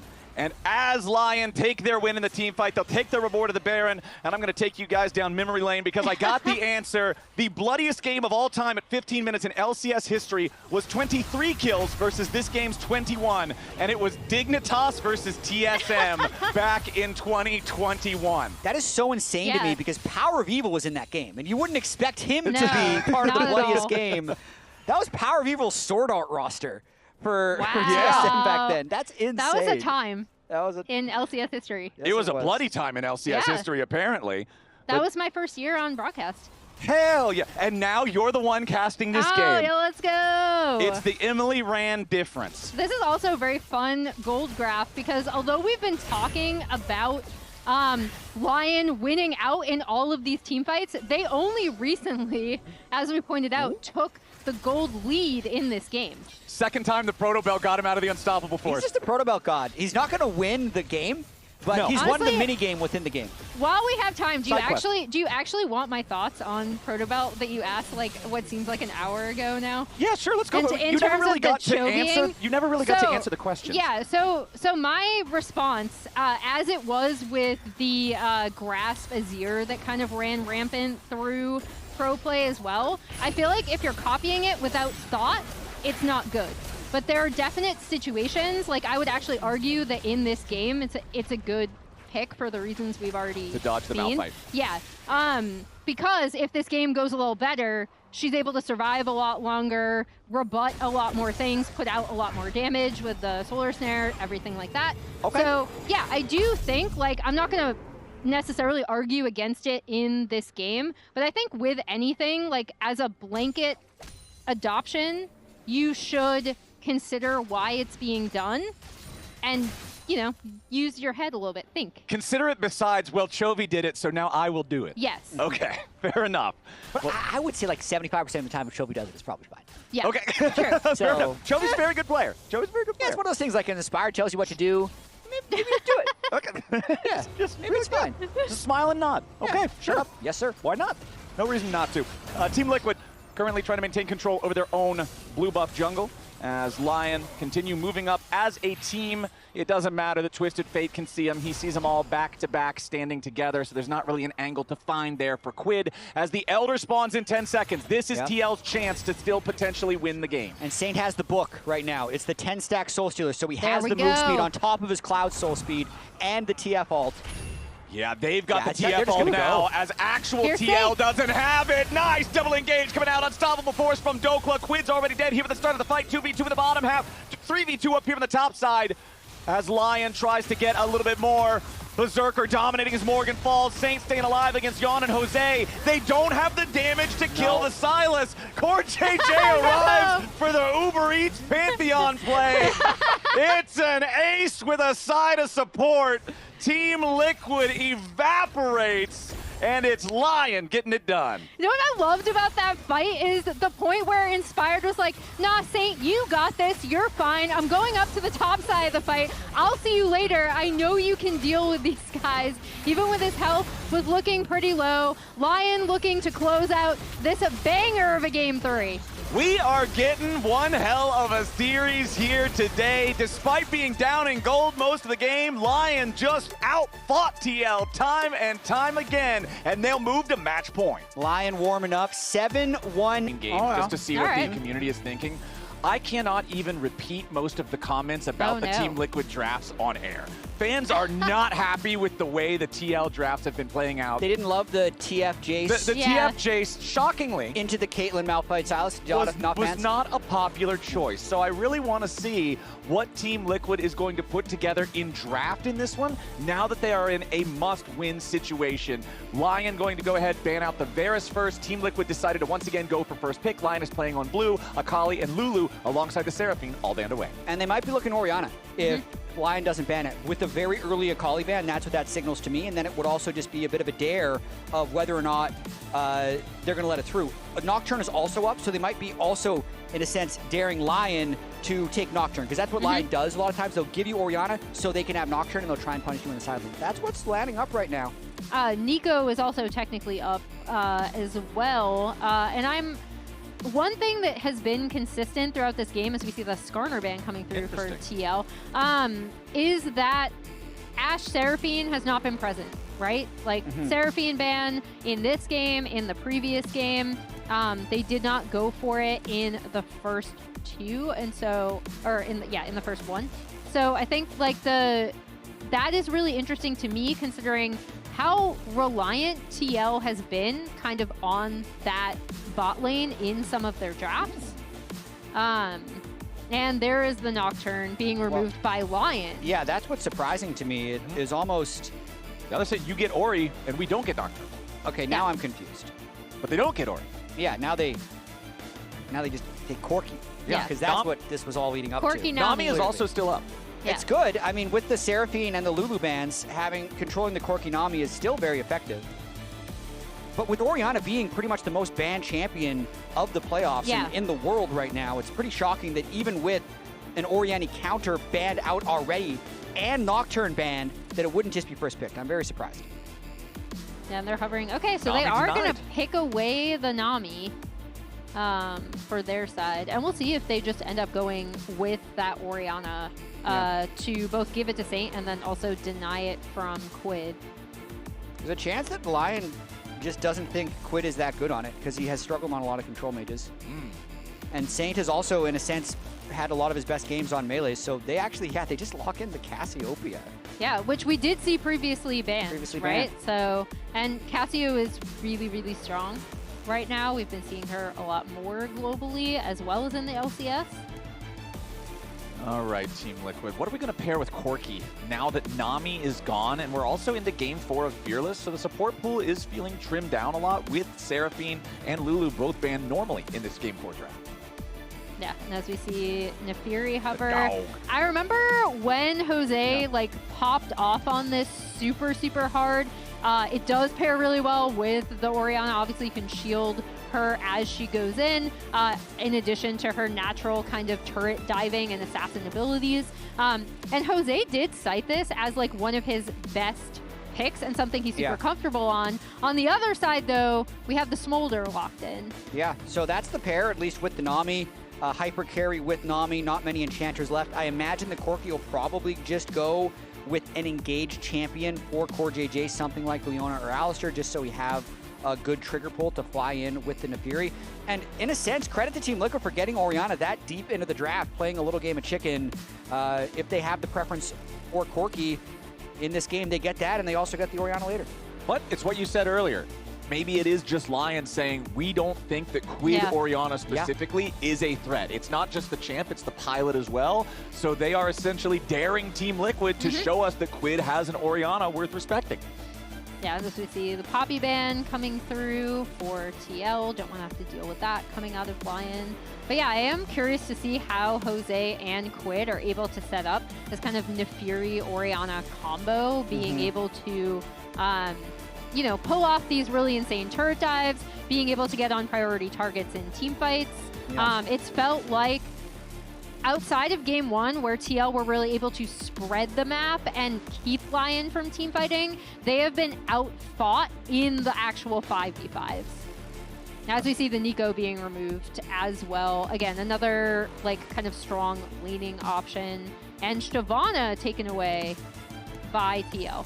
Yeah, LYON targeting the powerful laning supports that are still available, just trying to make sure the Corki doesn't feel strong in this laning phase against the Smolder and Nami. Not just because you don't want to deal with a strong enemy 2v2, but remember that if Core JJ is going to be playing a melee engaged support, it is that much easier for Berserker to get his Smolder stacks because you're always puking or sneezing on the melee support, and you just stack up that much more quickly. It's just sneezing, isn't it? I think in this series his cue is he particularly... barfs. Yeah, true. Sneeze, barf. Yeah. When I think of barfing, I think of Kog'Maw. Barf, snot, fly, mom. That's the 4 abilities. The Ornn is a flex pick. That's what I was trying to get to. Yeah, it's just ignoring you. The Ornn is a flex pick in this specific series. So the last time they played in the lock-in playoffs, this was a Camille into a Vayne, and then the Ornn jungled. Don't necessarily think you're going to jungle Ornn against the Naafiri, especially when they can just take it into the Renekton as a nice neutralizer pick. But it stopped, just the fact that they had done this to them in the past, I think stopped Team Liquid from trying to go for a really hard counter pick. Yeah, and I mean, the Renekton locked in for Morgan. Again, something he's super, super comfortable on. This is the champion that everyone knows him for. And then Core JJ bringing in the Rakan. Would Inspired pull it out? Would he pull out the Ivern? There's been much ado about why no one's playing Ivern. Is he going to jungle Ornn? I don't know what he's going to do. He's going to jungle Ornn again. He's actually going to jungle Ornn again. Yeah. And they're playing the Gnar is going to get the Gnar. That's it. And this is actually huge, getting the Gnar as a as an actual counter pick, because they can jungle the Ornn. Yeah. Because Gnar has been so heavily counter-picked by all of these AD options that we've seen Dokla pull out. We've also even seen like the Tristana in LCK and LPL. So what a draft coming out of LYON. This team is so fun. Their best of 5 creativity is insane, right? They pulled out Malphite for Dokla's first career game.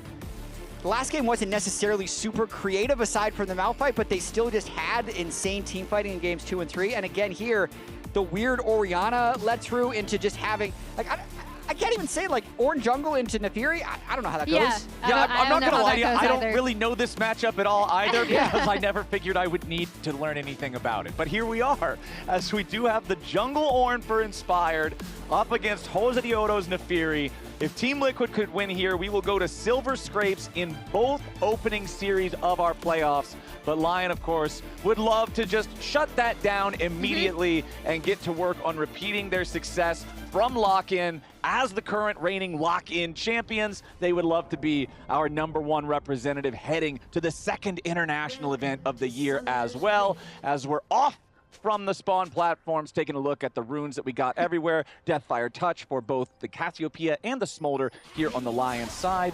Everything else on the other side looks pretty standard stuff. Saint, though, forced to flash at level 1. Nice moves from TL. Yeah, really nice level 1 coming out of TL. I like that, like, in both of these games, we've seen a little bit more, like, very early action, not only in terms of scouting, but in the last game with Core kind of trying to sneak around on the Pantheon. Here we see TL getting the flash off of Saint, which is going to be huge for Quid. And now we're going to hear from Coach Spooks on how TL are going to potentially come back in this game. You seemed extremely happy that Saint lost 1 melee XP.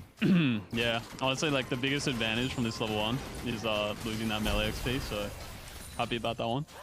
Must be happy. I mean, after last game, a tumultuous game. I mean, that was the 2nd highest kills in LCS history at the 15-minute mark. It can't be good for the heart. How'd you feel in the back looking at it?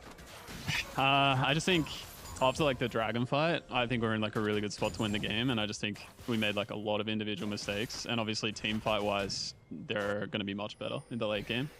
So I think we threw pretty hard, to be honest. So yeah, doesn't feel good. And not to be the guy unpacking trauma here, but that's a flex pick from Ornn once again. I think you guys faced that in lock-in. Thoughts on the draft and how you feel about that pick in particular? Yeah, I mean, the Ornn jungle is like, obviously it's just a good scaling pick. It's pretty slow tempo champion. I think if this game goes really late, obviously their scaling is going to be good. So we kind of just need to pick up the pace in the mid game. So yeah. Now that you guys are in match point, oh my god, okay, this one. Let's talk about it. Well, Oriana's taken a little bit of damage from Cassia, but she's fine, she's out. Okay, but the message that you sent the boys, of course, they're on match point, but one thing that you want your team to just generally improve on? Yeah, I think for me, last game we were very uncoordinated. We weren't really playing around like when we were strong. Like, for example, Mal on the Luden's timing last game, we just played away from bottom when we could have snowballed through bots. So just recognizing like where we're strong, when we're strong, and being coordinated when we fight. It's like the big things. Appreciate you for your time, Sam. I'm going to send that one straight back to the casters. Let's bring this guy up to the caster deck. That's some insane insight right there. I love to hear it from Spooks. Oriana is losing a lot of health. But also credit for the interviews. They're in a tough spot in this series. Raz and Spooks also have a relationship. And we remember there was a big fight over the crab here in the last game. All right, why not do it again? Second verse, same as the first. Berserker stepping up, having to flash away for the grand entrance. For the Aqua Prison, collides on Cores Rakani's down to below 100 HP. But Team Liquid did win the crab battle, so they'll walk away with that victory at least. Crazy Jose was doing that without Smite, so a little bit dicey. But Inspired is just going to slowly walk up to his own top crab and very slowly. Ornn's not exactly a power clearing jungler. He moseys. Yeah. He doesn't exactly run. He actually did the full clear into item purchase to arrive at that hopeful crab fight, so he doesn't need to reset. Or sorry, he's Ornn. He built the item. Yeah, you just whenever crap the thingy in the jungle. He's not used to the Ornn jungle, man. Yeah, trust me, I'm not used to it either. It's certainly not the most common thing to see. I will say, this is very indicative of these two junglers. For battling for first team All-Pro, you can still make your own vote for the All-Pro in the spring. We've already voted since it's a regular season award, but the stats for these two is very interesting, Emily. It is, because as we kind of covered, and you might see this from their actual jungle picks in this game, it feels like Jose is involved in so much of everything that TL wants to do. He visits his lanes a lot more frequently, and then the sacrifice to that is in farm and camp clearing, right? And Inspired is a masterclass at that. I'm watching, waiting to see if I'm going to have to pass it off to Flowers. Core potentially ganking there. But yeah, these two junglers are very different, but I think equally important to their team's success.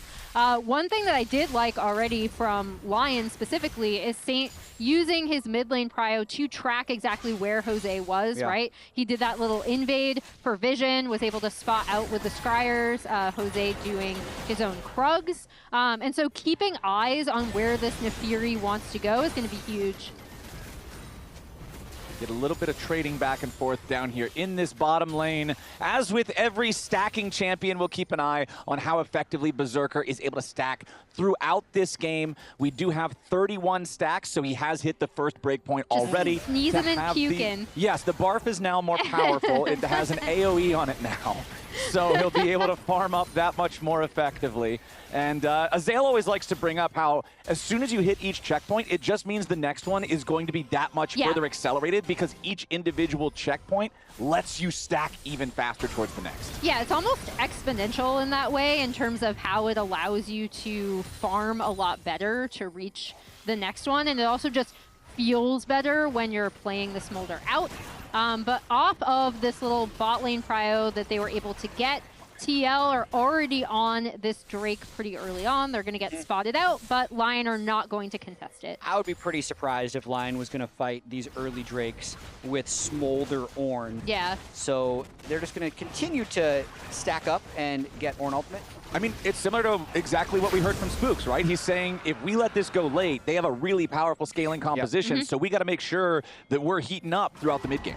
And that's where I'm going to look at Jose making plays potentially with this Renekton, right? With the Oriana, trying to make the most of this kind of like early to mid pressure that they might have with this composition.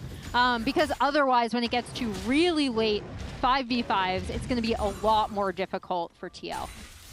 Morgan did a good job there, dodging away from the first wallop and boulder from Dokla, but the second combo of the two does hit him, makes the trade overall pretty even, as Morgan does have a decisive advantage in terms of the farm up here in this Renekton versus Gnar matchup. Yeah, and a lot of times the Gnar needs to sack a little bit in this matchup until he can get his plated steel caps, which Dokla now has. He's also, throughout this entire series, gone for Doran's Helm, whereas Morgan's really gone for Doran's Shield, so Dokla, the scaling choice. Woo! Man, these are good Aqua Prisms from Isles so far here. But yeah, I like the difference in the Helm versus the Shield, because the new Dorian's items are not as powerful in lane usually, but they scale a lot better. And now Hosdioto working with Morgan, making the dive after Dokla. He gets himself away for now. The Gnar bar's not charged, finally does hit it. Hosdioto puts the pressure on Dokla. They get his flash, but they won't get their kill. Yeah, they unfortunately won't get the kill there, but these are the moves that we do want to see Jose making with his laners, right? In particular. Ooh, here we go. Mom summoned. Call the Forge God. Inspired has arrived as LYON goes over the wall trying to stay alive, but they need a little bit more damage, and LYON can't get it. So the same story that happened top side, Team Liquid barely missing out on the kill but getting summoner spells, now happens bottom lane the other way around. Yeah, we see both junglers, as soon as they get their ultimates, using them to try to affect Jose in top, and then Inspired down in that bot lane with the Ornhorn. And I gotta say, if you're picking between having a Renekton who's ahead or a Smolder who's ahead, you're gonna take the Smolder every time. Absolutely. But I'll also say, Morgan has played a lot of Renekton in his career. So 108. More than double his second most played champion. He is the Renekton. He has a Renekton emote. The like Lord Morgan Renekton emote, I'm pretty sure. That's Chad. I respect that. From, what was that like tournament that they did with like players from each team for the new season? We did one that was like Zoomers versus Boomers. Kickoff tournament? Yeah, I swear to God, I'm not making this up. I'm pretty sure it's that emote from when he was on Brionne. I respect it. Protoplasm Harness completed here for Inspired. Remember back in Lion's first victory in this series, back in game number 2, it was Inspired on the Sejuani, it was Isles on the Nautilus, both of them going for this first low price point but very powerful item because of the healing that you get from it. Saint just walked up and stole the grub from Jose and slithered right on out. That's some ego right there. Yeah. It also does like show though how much Saint has been able to leave lane after just kind of pushing up, right? Like I talked about that invade for vision to track where Jose was. Here he's able to actually take one of the grubs away from Jose, who was kind of getting that on the top side after that top lane gank because they have top pressure, although Inspired may be looking for something now up here. Yeah, no flash on Morgan and ult for Dokla. Okay, Dokla goes in, hits the Mega Gnar, follows it up with a boulder, but both junglers are here. Call the Forge God is in. Call the Forge God goes through. Hosdioto jumping in after Dokla, who has reverted into mini Gnar form. Morgan gets chunked low, but now without any more resources, with Dokla reverting back out of that Mega Gnar, it means LYON can't continue. Yeah, good counter gank there by Jose, but at the end of the day, just trading ultimates is not accelerating the game the way that Team Liquid would want. So Inspired is probably pretty happy with taking that trade and just going back to farm his camps. Yeah, I think Inspired is super happy with how this game is going. Like, yes, they gave up first Drake, but TL hasn't really been able to accrue any massive leads outside of that farm lead that Morgan has up on the top side, right? So the game is in a pretty good state for them, and they've also done a really good job of being able to respond and track where Jose is going. I'm not going to lie, you guys, I'm a little bit disappointed. This time last game, we had like 15 kills on the board. I know, we have no kills. Yeah. You look very sad. Yeah, 0 kills almost 11 minutes in after that game number 3. They're trying. We've had some games. Okay, well, we've had some attempts. I don't think LYON's trying. No, I don't think they are either. I think they have a very different mindset depending on the team comp that they're playing. This is one where they're saying, Smolder, just wait. Ornn, just wait. Cassio, all she's done is build boots and mana. So if this was old Cassio, you would have literally just bought mana. Yeah. There's nothing's happening so far for Saint other than pushing and moving. Saint under a little bit of pressure now, does flash away. Was at the edge of the shockwave. I'm not certain whether or not he would have got caught on the very edge of it, but he did not want to risk that, so he commits the flash. So Team Liquid will at least secure that summoner spell game for themselves. But now the second Drake of the game is live. Remember that Team Liquid got the first Drake as well as 2 out of 3 of the Grubs. Core JJ going in here with the quickness, finds the grand entrance, locks up Saint, but there's just no follow-up from anybody else on Team Liquid. Core JJ wanting to go after the mid laner, knowing there's no flash, but the coordination just not there. Yeah, and you see bot lane heading back bot to kind of try to push this up as TL move in.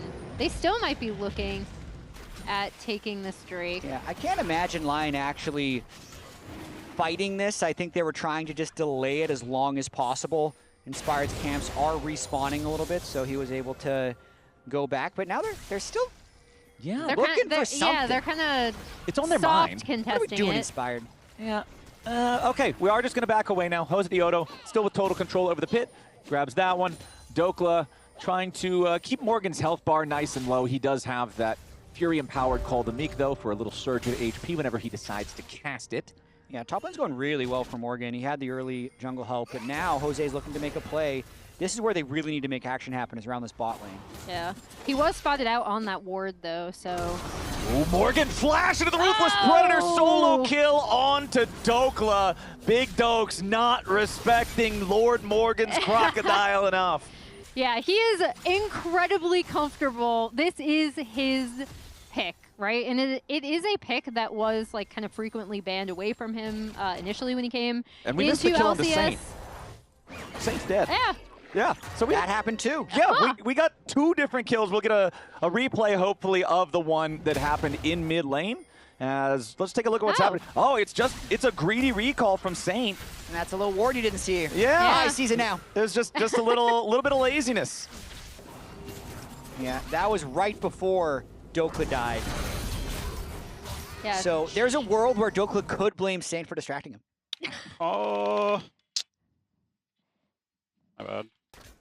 He said my bad. Yep. Yeah, he didn't blame I mean, that's pretty much the response you have there. He thought he would be able to run him down, because if he got one more auto attack, he would fully charge his I was gonna say, Narvar, and the slice Narvar was already down. so close, yeah. So I saw the thought process there, but he just wasn't ready for the flash insta-give as the response.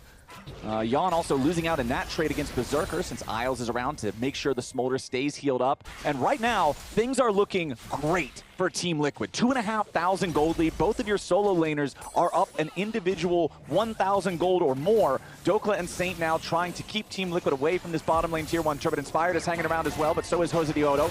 Might get ourselves a good old-fashioned 3v3 down here, as the 4th plate is taken from the tier 1 turret there by Saint. LYON just trying to get themselves some kind of resources, but this is not a good sign for Dokla. Does get chunked down a little bit, but he's still safe.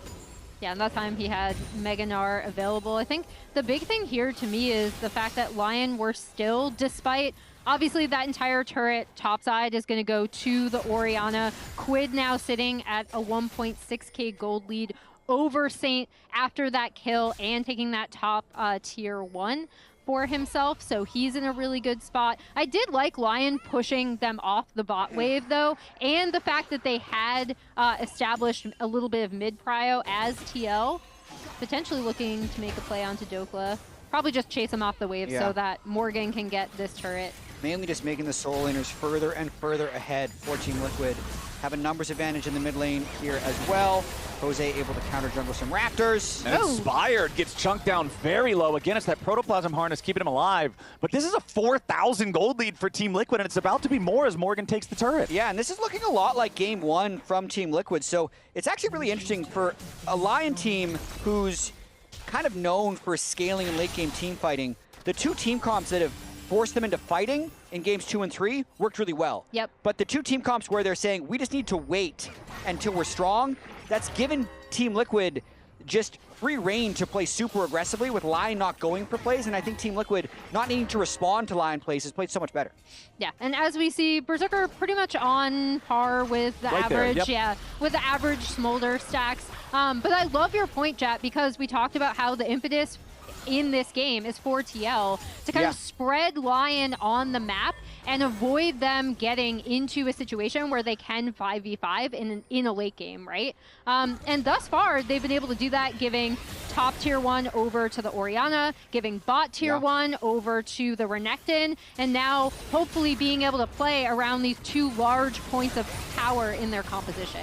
Yeah, Morgan's signature Renekton up 50 farm now over Dokla on the Gnar. Massive difference there. And we talked in draft about how it's kind of crazy that Team Liquid got Orianna on pick number 3 when this champion is normally just banned out of every series. And it's how it's kind of LYON saying, okay, show us that your Orianna is worth respecting, and Quid's having a very respectable Orianna right now. And Team Liquid really tried to set it up this way. They overloaded the bush to burn Saint's flash level 1, and also to deny 1 melee XP, as Spooks talked about. The most important thing. Then Saint actually did have a lot of early lane prowess, so I can see LYON's logic of saying, hey, in scrims, Cassio has been great into Orianna. We're able to win early lane, and he's able to move with it. But to me, like, it doesn't matter if your Cassio can move, if your Ornn is losing 1v1 to Renekton and your bot lane is just trying to stack on Smolder and your jungler is Ornn. So then it becomes about him just being low mobility and vulnerable to ganks. Dokla finally completes his first big item there with the Trinity Force 17.5 minutes into the game. Yes, he had to stop off for fully completed boots first, but that still feels slow as the Dragon is started by Team Liquid. And we talked about how giving up early Drakes is kind of part of LYON's MO in this game, right? Because they kind of want to wait and scale for later 5v5s. But now, after this take, TL is going to be on Soul Point at a pretty early point in this game. It's not even, it's just about 18 minutes. And they're already on Soul Point with an Infernal Soul. So here's the important thing about that. When we brought up the Smolder stack stats earlier that you commented on, Emily, saying Berserker is right about where you would expect for his stacking. The final checkpoint, the 225, that huge one, is also, I believe, around that 23-minute mark. So that means that when this Dragon Soul spawns, it's actually going to be very important whether or not Berserker is at that breakpoint or not. I feel like objective bounties are going to turn on any second now. This is very one-sided. LYON has not been able to retaliate whatsoever. And look at where the side lanes are, right? Like Morgan is all the way pushed up in this, pressuring tier 2. The Ori had pushed up this bot wave, and now they're on to Inspired. Yeah, Inspired gets pulled back with a shockwave. Mom comes in. The tidal wave flies out from Isles as Jose Vioto wants to go in with a Hound's Pursuit, but immediately has to use Call of the Pack, trying to get himself back away. Team Liquid, they've overcommitted into the enemy jungle. They got to spin flashes getting back out, and Inspired miraculously survives. Ooh, a lot of damage came down from Mom, for sure, as well as the tidal wave flying through. So you can see the idea of what LYON wants to have if they can get these team fights in small corridors, but that was a Team Liquid fight that started on Inspired that made him fly away.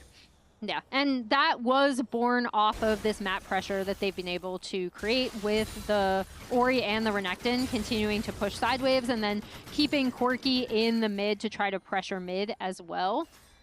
As we see. Morgan was trying to TP to join the fight, and the Miasma canceled it. Nicely done there from Saint. Yeah, that was a nice play from Saint. Thank you, observers, for catching that one. I had not even noticed, as Morgan will clear out some more wards, maintain his control over the top lane. Berserker, 197 stacks here on the Smolder. You still got 3 minutes to farm 25 stacks. It also helps when you have fights like that in the corridor where he hits multiple champions with multiple spells, because you just get this massive influx of stats. I think there's no question now whether or not he will hit the checkpoint before the fight. Yeah, he should have it locked in before this next Drake fight, which is going to be incredibly important. Yeah, Black Cleaver as well. Inspired's going to be on 2 items. I believe Saint will be there as well. Also, a reminder, we're going to be back in the Riot Games Arena next week. Tickets are on sale now. Come Head see to us. lcs.tixer.com to get your tickets today. The loser of this game will be playing. Yeah, come see one of these teams. Yep. Now, still just such a... It's 0-2 at 20.5 minutes. I just can't get over how different this is from game number 3. Everyone where we couldn't even go through the entirety of a fight before they were fighting again. But I will say this does favor LYON, despite how much we've talked about how TL have been able to set the map in their favor. They should be able to do this for this next Drake fight and kind of pick the positions in which you already see they're going to be clearing out this mid-tier 1 with the Herald early instead of using it as an immediate point of pressure immediately prior to the Drake. So they should be able to set the conditions. However, the fact that it hasn't been super bloody and scrappy is also a really nice point for LYON. Inspired blocked the charge there with an Ornn Q. Very nicely done. Nice, nice, nice, nice. Okay, so the Herald's cleared out before we can get a second charge. Also, Abyssal Mask completed for Inspired will amp his own damage as well as that of Saint. But the Cassiopeia still very far away of having that Rod of Ages all the way stacked up. And I'll say this is still a tense game. If LYON wins one team fight, that might just give them the advantage in the game. Yeah. Because they're already decent-sized bounties on the Orianna and the Renekton, but I just find it hard to see how they can get to that team fight to win. That's why the setup for this next Drake is so important. As you see LYON kind of pushing back, this is going to be a vision battle over this bot side because TL basically want to make it as difficult as possible for LYON to even approach, because if they get this, it's like a 23, 24-minute Infernal Soul. Yeah. I wonder if LYON gives it. I know that's the ugliest thing. Just to bring Elder onto the map? Something like that, yeah. Just, they don't feel strong enough to fight right now. Dokla doesn't have a second item. I guess Saint did complete Seraph, so they're going to go for it. You're probably just losing the game if you give it, but it feels very low chance that they win either way. It's so strong. It's like, what, like 5,000-6,000 gold for the stats? Too much. Like, it's so much damage. Okay, 15 seconds until what will be the Infernal Soul for Team Liquid spawns. LYON still only level 10 on Isles, so no level 2 ulti here for the Nami, but the same can be said for Core JJ's Rakan. As Morgan, still the biggest individual lead in this game, up 2,500 gold, has Hysterics completed, which is a massive difference maker in a team fight when you are one of these traditional bruiser type of champions. Dokla still nowhere close to that power spike himself. Trying to move in. Teleport's arriving. Jose Diodo already putting in the work here onto the Infernal Dragon. The Ornhorn misses. Quid with a nice sidestep. As Inspired has to try to step up. Challenge here for the Dragon. It's down to 2,000 HP. Inspired wants to go in. He's stolen it away. Inspired gets it done. And now Jose Diodo might just get knocked down. Staying alive for now. With the call, the pack from Berserker's got the kill back into Jose. Morgan getting juggled around as Mom roars through. Saint died though. Morgan with a massive heal from call to make a double kill back over to Quid. As Inspired falls. Quid still fighting. Dokla still kiting Berserker. 1v2 against LYON and Core JJ. As LYON gets out for now, Quid still trying to escape. Berserker files a snot ball over the wall. A nice Aqua Prison. Locks up Quid. Berserker with a flash over. He's trying to get a little bit more, but no! Berserker went too far! And Team Liquid, they may have lost the Drake, but LYON overstays and Team Liquid outplays. A few auto attacks away from LYON, turning the entire game around. LYON miraculously get the Drake steal. The fight is close, but Team Liquid clutches it in the end, and it is not an elegant entrance by LYON into the river, but using the Ornald and having the Mega Gnar timing at least gets them to it. I'm sure Team Liquid is questioning why LYON is on midway, fully zoned away, and how Morgan can't immediately annihilate their backline. But Saint did a great job kind of zoning two people by the time that Jose dies, and that makes the fight very playable for Berserker. Yeah, and I mean, Berserker is able to just do massive amounts of damage here, especially with the help from Isles. Quid having to flash over that bubble, and then they just push up way too far, right? Because as soon as they hit this bubble onto Quid, they're like, okay, we can go immediately in here. No, LYON and Core are there. Spawn on the edge of his seat. He's happy about that one. I think Spawn knew that if Berserker cleans up there, the series is over and TL's going lower bracket, but now it's still back in Team Liquid's hands. Okay, the quickness from Core has found Saint. The Cassiopeia with the Petrifying Gaze only locks up LYON, but Saint staying alive for now. LYON looking for something else as Mom comes into the mix. Dokla throws out another boomerang, but Jose Diodo has already gone away. Team Liquid again trying to find something here, but they cannot seal the deal and complete the pick. The one thing I wanted to mention about that last team fight, for as close as it was, the ulti from Inspired hit no one. The ulti from Saint also hit no one. That's two big team fighting ultis that didn't really do a whole lot of anything. And so if those connect, things are even a lot closer. Total damage this game, it's Berserker topping the charts. Yeah, and Berserker is why this suddenly becomes so scary, right? Because to your point, 2 priority ultimates did not hit in that fight, and it was still so close, kind of evened out more by the fact that LYON were actually over-chasing to try to get that last kill onto Quid. But Berserker thus far has been able to hit really freely in so many of these fights. They've done such a good job protecting him. Well, I'm just a little surprised that Morgan, with that gargantuan gold lead, hasn't been able to have a bigger impact in team fights. So he's definitely getting a lot of gold, applying a lot of side lane pressure. But usually in those fights, when a team has to funnel into the Drake, it's the Renekton who annihilates. But he couldn't really do much to Cassiopeia, as Jose and Core are thinking about starting this Baron. Yeah, this is a two-man Baron with one of the men being the support, which is generally not what you see, but at the same time, it doesn't look like there's really any inkling from LYON that they know this. Okay, finally we're seeing a couple of blue pings come down onto the Baron pit. They did use the Scryer Trinket to figure out what's going on. Jose Dioto is still just continuing to work on this on his own. Then the Fury has the Baron down to about 40%. Inspired still trying to move up. LYON has to know that something's going on here. Jose Dioto still staying on the Baron. Got it down to 7,000, now backing away as LYON recognizes they got to bring more bodies over. Team Liquid trying to maintain control over this bottom side river. Saint still in bottom lane, pushing right now. Does have a teleport if he needs it. Inspired, nice use of Bellows Breath there to make sure he's not affected by the Grand Entrance knockup of Core JJ. And this entire time, Cassio is just, it looked like she was like, okay, do you need me? Like, Saint's like, do you need me? No? Okay. I am going to continue pushing up this bot wave, which now Morgan has to respond to and kind of stops any sort of Baron sneak that TL was looking to have. And with Baron now having the aggro taken off of him, it's less than 45 seconds until the Infernal Soul again is on the table for Team Liquid. LYON answered the first challenge. Now it's time for the next. Team Liquid will have another chance.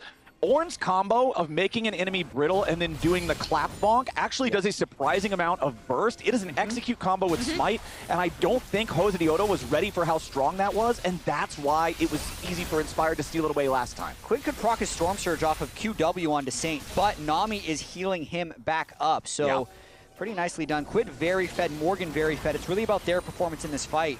As Joker's propping Mega Gnar early, they're going to have to move in. That's the thing that I'm looking at here. Gnar bar management is so huge for these objective fights.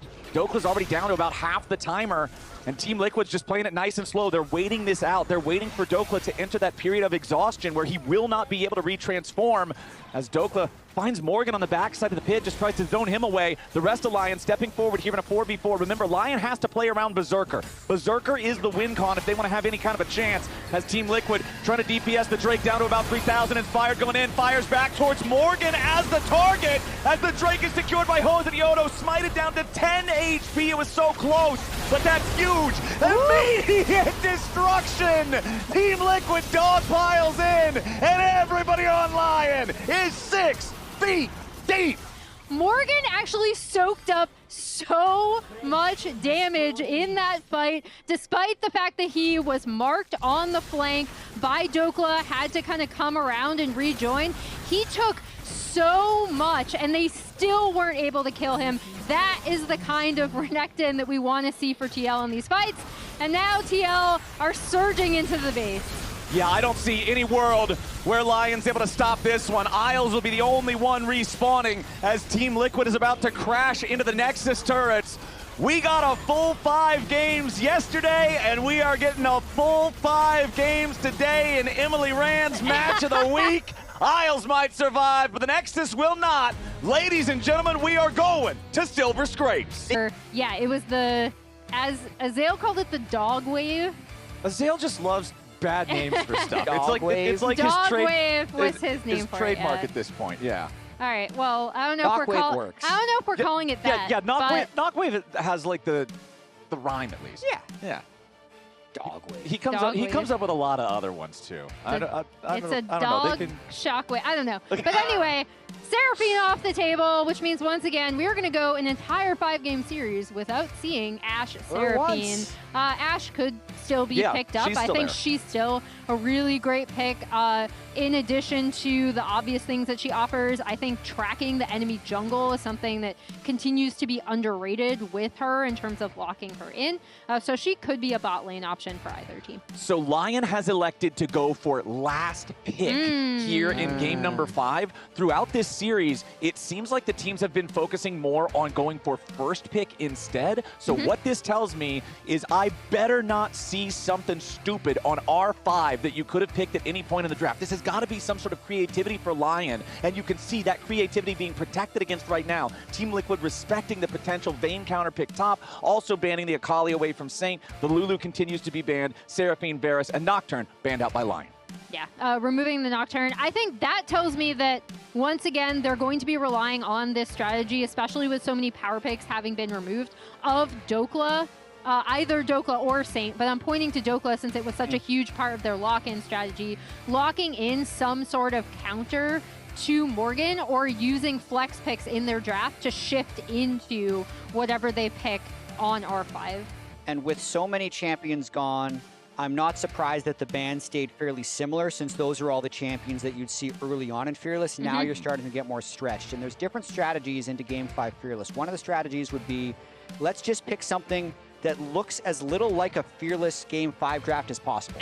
So which champions that are played normally still exist? One of them would be the Annie. So it's rare to see a first pick Annie, but it's not rare to see an Annie in the game. So Quid will have his Snap Engage champion locked in. And you even saw when it was locked in that it's been played 18 times so far this split, which is quite a few, and it has a 12-6 record. So very successful so far here in Spring. Over on the other side, one of those few powerful laning supports that's still left, we've got the Bard locked in first for Isles. Yeah, and Annie just fits into such a variety of team compositions too, which is why I think you see her so frequently. The Trundle coming out, presumably for Inspired, but yeah, I think that's a huge pick for him, actually. It's a really early Trundle.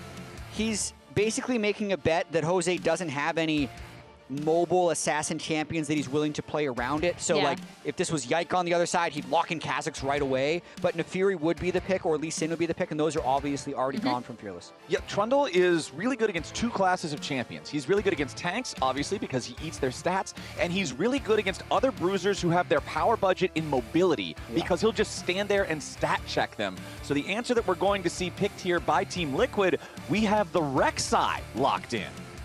Yeah, Rek'Sai is super interesting. Could be Rek'Sai jungle or top. Yeah, it's a flex pick. We'll see where it ends up going based on what else they get.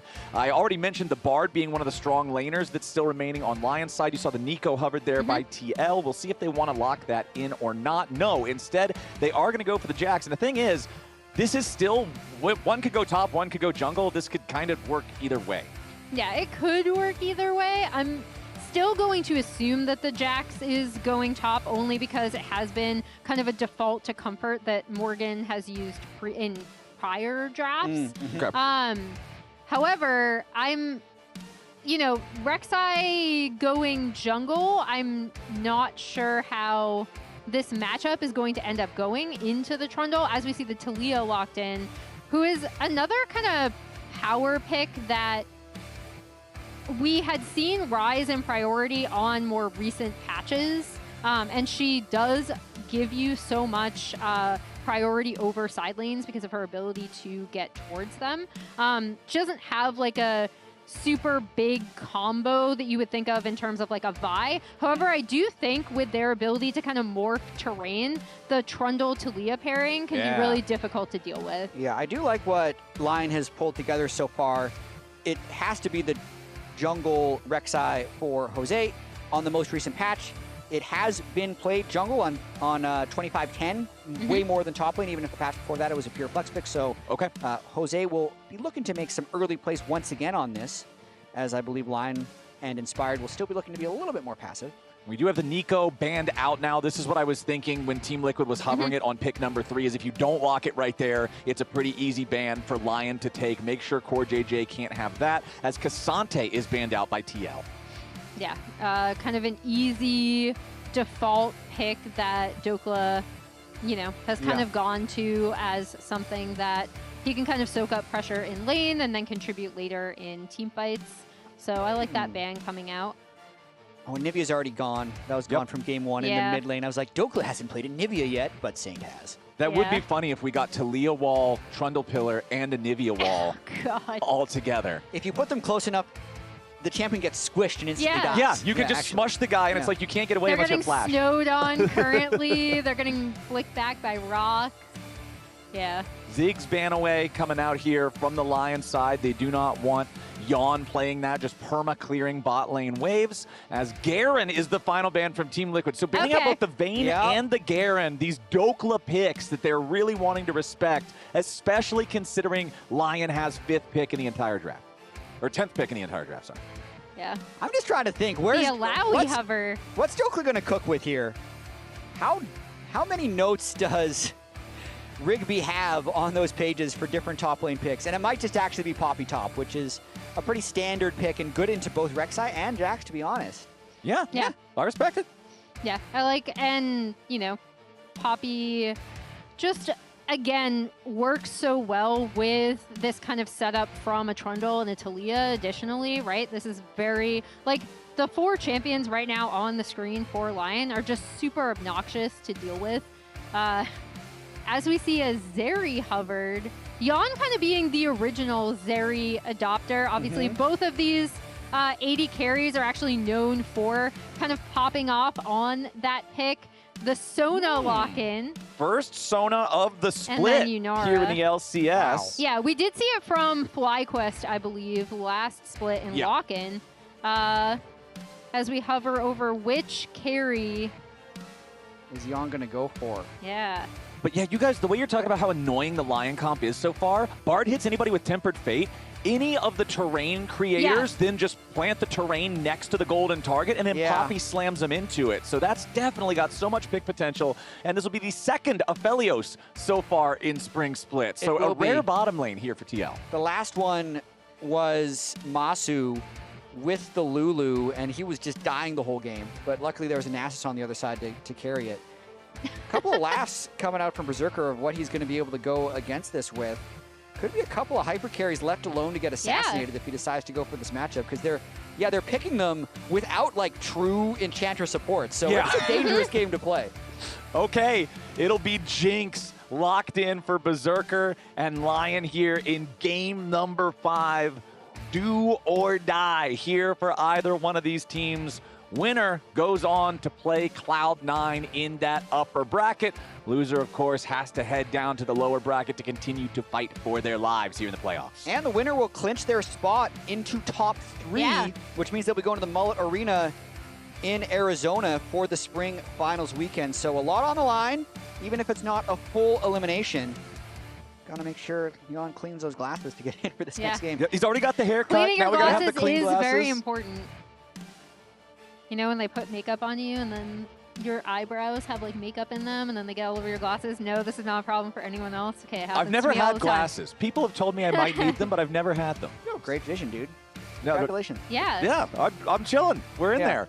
Sometimes Do you want to see how terrible my... I put on other people's glasses before and felt dizzy. There's people with really strong glasses prescriptions are tough.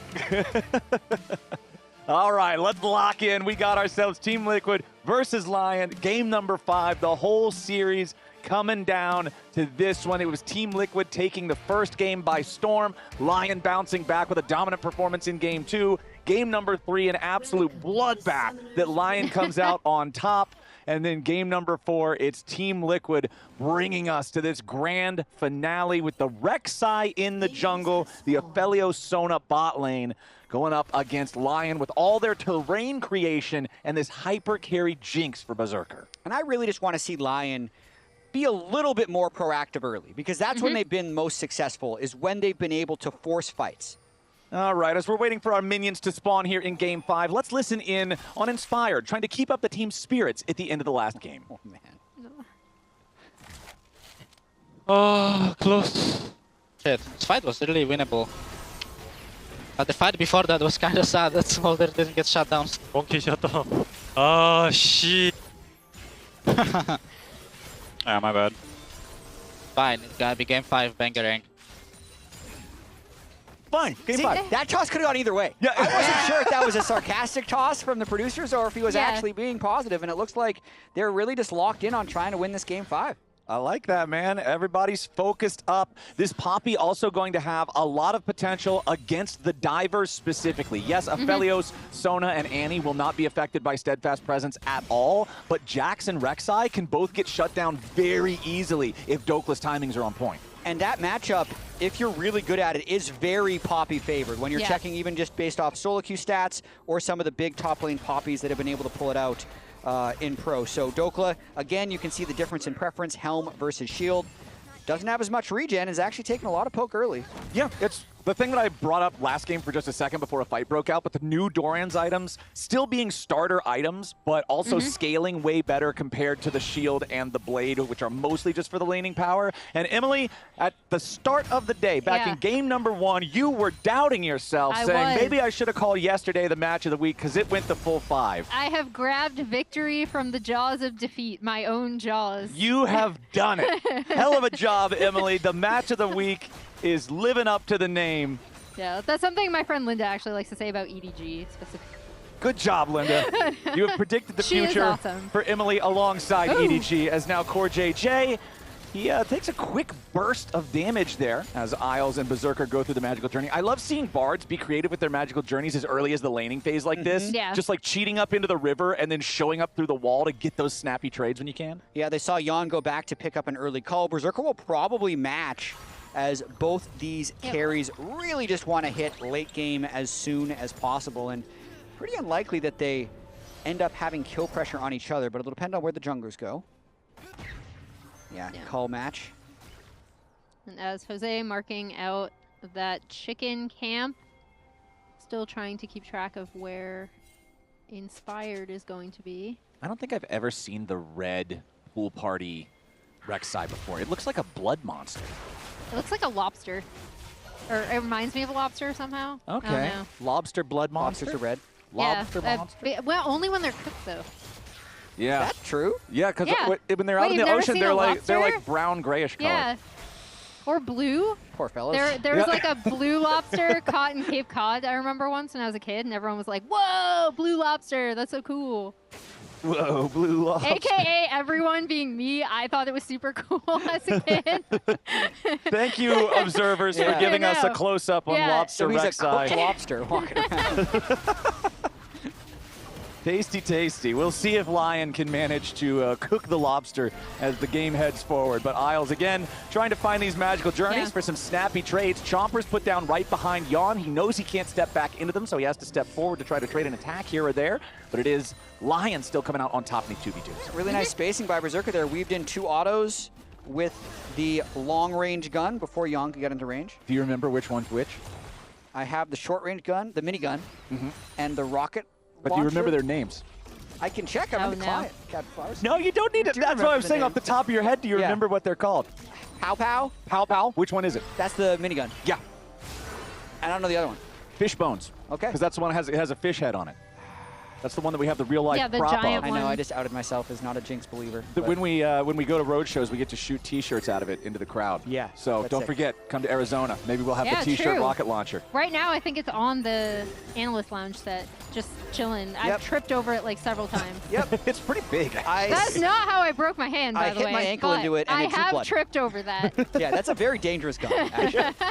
I like you guys are talking about how this weapon's super dangerous. Not because of anything it does, but just because you can trip on it really. We don't look where we're going. Sometimes you're just not looking where you're going. All right, well, right now, Jose Diodo is just going through mid lane here. All the camps have been cleared on his side of the jungle. You can see Inspired just clearing out his wolves now as well. They've both already taken their first recalls. Jose has his tunneler. Basic ball of stats there. Inspired, not quite with a combined cost on that, so still just the crystal and longsword for him. Solo laners hitting level 6s. But we haven't seen anybody make any big moves here with it yet. Particularly Saint is the one that I always want to keep my eye on when you have one of these roaming ultis like with Taliyah. I want to see not just when he uses it, but where he tries to use it. If it's for an objective, maybe a bottom lane gank. I do also feel like that the Taliyah difference is why, you know, Inspired is going to be able to go up and get this second scuttle as Jose kind of backs off, returns to his own jungle on the bot side of the map. Okay, a little bit of vision clearing coming out from Isles, roaming around on the Bard, and 6 minutes and change on the clock, and it's Jose Diodo going after the first Drake of the game. Ocean Drake, always nice to get while the laning phase is still well in its infancy, and it looks like Core JJ is more than happy to just help him maintain control over this in case Isles wants to walk up and try to mess with him a little bit. It's not really going to amount to a whole lot. Quid also hovering in this direction. There's the Drake for TL. Yep, Inspired clearing the top side of his jungle, so pretty uncontested for LYON. Berserker also couldn't step up because he wasn't sure if they were on the Drake full time. So nice little play there by Team Liquid, even if Inspired traded it for a little bit of farm. Yeah, and I mean, Drake stacking, and specifically like a lot of the early Drake stacking has been really huge in so many of these games. I think both teams having kind of hyper carries and set conditions about how they want to play. It's not like last time where we were like, okay, TL need to get this early Drake stacking in position. It's actually kind of okay for both sides to be chilling a little bit to kind of set up for this eventual Aphelios Jinx matchup in 5v5s. However, really nice for TL to be able to get in and get that Drake stacking started early because it's just been such a huge component of when you fight and how desperate you are to get that objective. Very, very quiet early game here so far. Game number 3 was just... It was just like so good for you. Yeah. Like you were having the time of your life. Well, I think it also fried everybody's brain. Yeah. It was the entire series worth of aggro in one game. And then last game was literally like 2 fights. Yeah. Last game was just Team Liquid winning every lane, and then we hope that Ornn lands an ult. He doesn't, they lose. It's like if you're watching a boxing match, in the first round, both guys just come out swinging, slugfest the whole way through. Next round, okay, we're playing it safe. As top side here, it's Morgan keeping the pressure on Dokla. We were talking about how if you're really good at the Poppy matchup into the Jax, it is Poppy favored, but Morgan doesn't seem to be struggling a whole lot here. Yeah, and as we see Isles going on for a little bit of a roam down on this bot side, get some vision down, maybe clear up some of these Rek'Sai tunnels, potentially.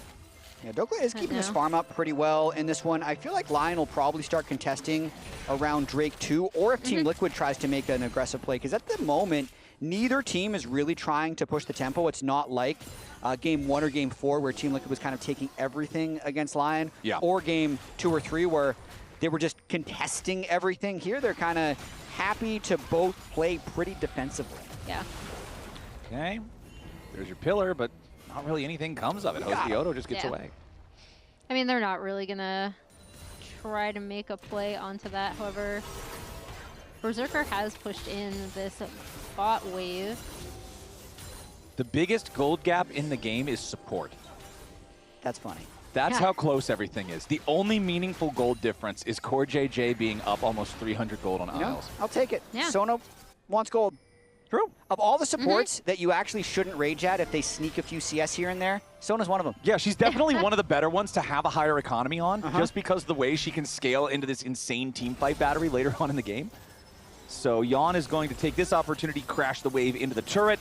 He's got Crescendum, which it's one of the few situations in League of Legends where the distance to the tower actually changes how much damage you can do. You want to stand closer to the thing so that the chakrams come back to you faster, so makes it easier for LYON to grab some extra damage onto the turret there. Make sure he grabs the first couple of plates.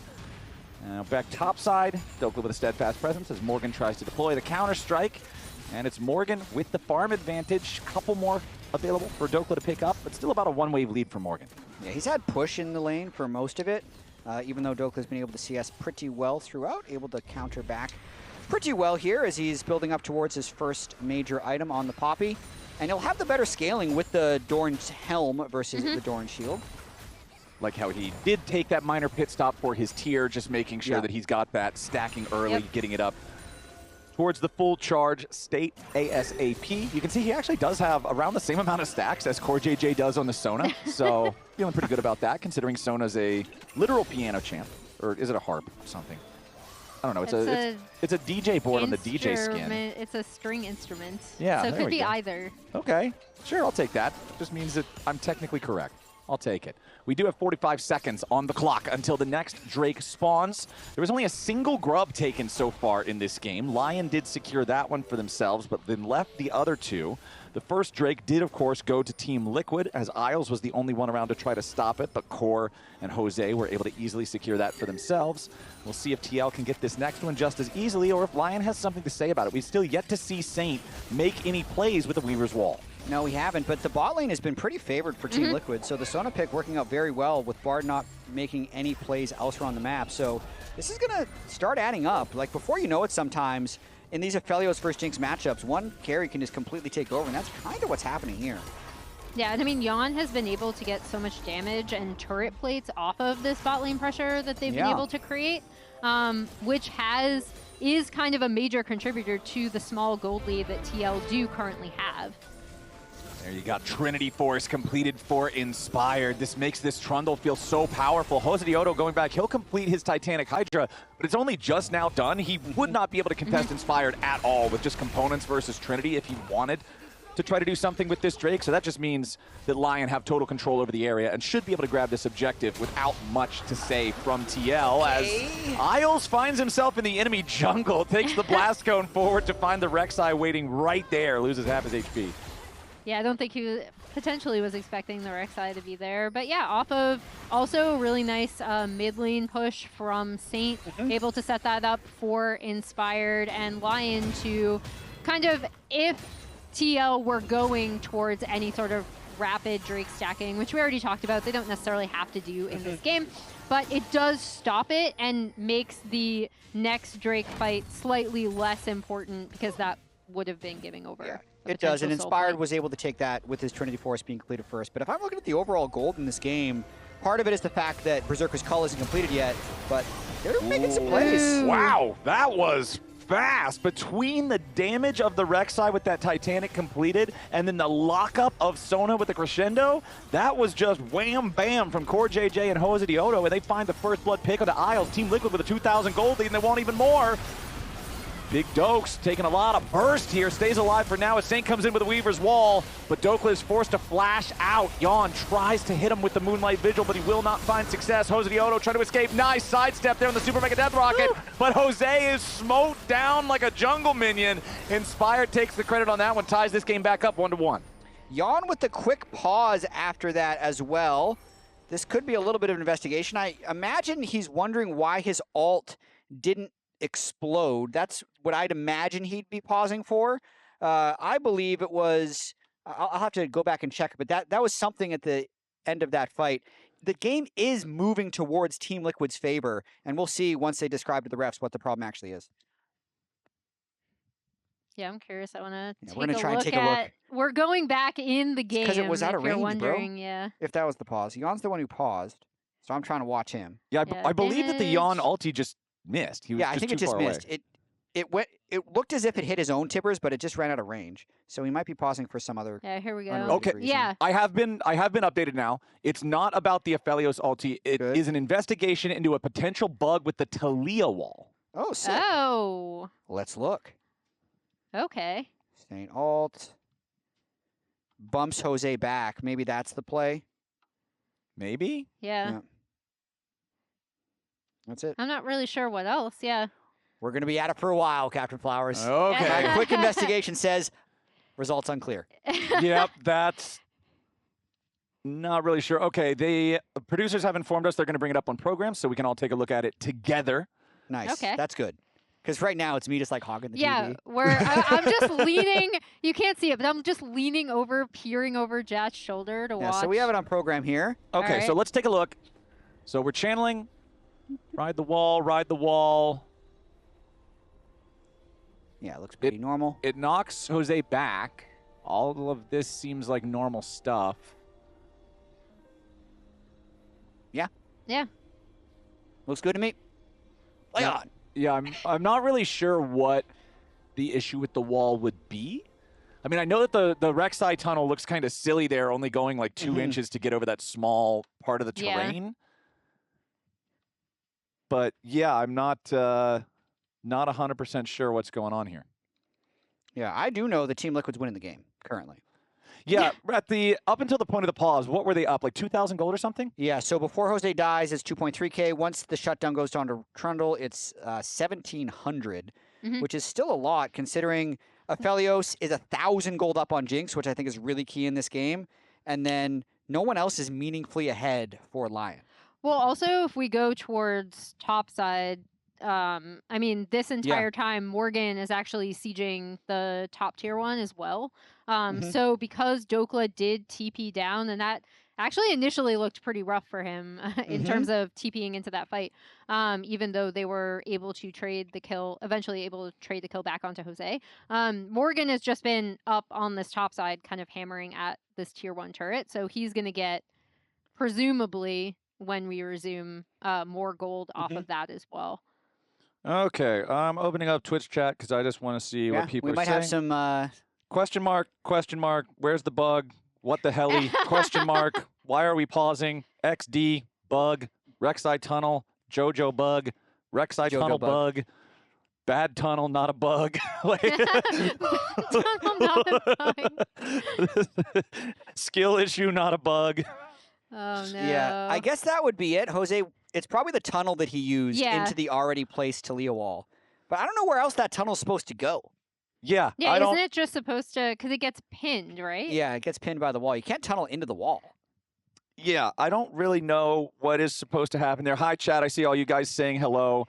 I see one guy in all caps saying it was indeed a bug. Oh, yeah? Yeah. I want to hear more from that guy. Yeah. Well, I don't know if we can trust him. think He he's has gaslighting us. 69 in his name. Nice. Usually guys that have like meme names are normally typing meme stuff. I am wondering where the bug would be. Okay, hang on. Hover over No, the to the Rek'Sai guy who tunnel. says have Jat do the inspired voice, we're not doing that unless the pause goes for like another 10 minutes. Once I was actually ready. You're I famous was ready. now. all right, you know You're what? famous. Just for you. Pass this bug as inspired. Okay. Okay. We're fighting. Saint all thing. Jose? I don't know what this is, man. Oh, God. Why are we paused? We're already losing. Oh, my God. It gets worse the longer you do it. Yeah, Okay. I mean, I don't have an inspired impression at all. It has been ruled not a bug. Okay. All right. Well, there we go. We were able to provide Jat's inspired Woo! Good job, impersonation Jat. for Twitch I chat. clap. You know what? Actually, I've realized, this is going to sound so stupid, but I realized how much I clap now that I cannot clap. Yep. Okay. Anyway, like I said, We're back into the game. Morgan chewing away through that top side, gonna get some more plates onto him. And here's There's the silly tunnel. offending tunnel, the not silly a bug. pause. All right, the silly pause has been resolved. The tunnel is not a bug. This match is awesome, guys. We've got 2 inspireds on the show today. I love this game. This has been a great cast. You guys are great. We're having a good time. It's the We match. are. It's Emily Rand's match of the week, ladies and gentlemen. We got the Rek'Sai, the lobster Rek'Sai with weird tunnels. We got inspired impressions. We're in there. I can't wait for when Lion watches this back in their they're gonna VOD be like, review "What and they get to the this point and he's just are like, they what the hell's doing?" going on?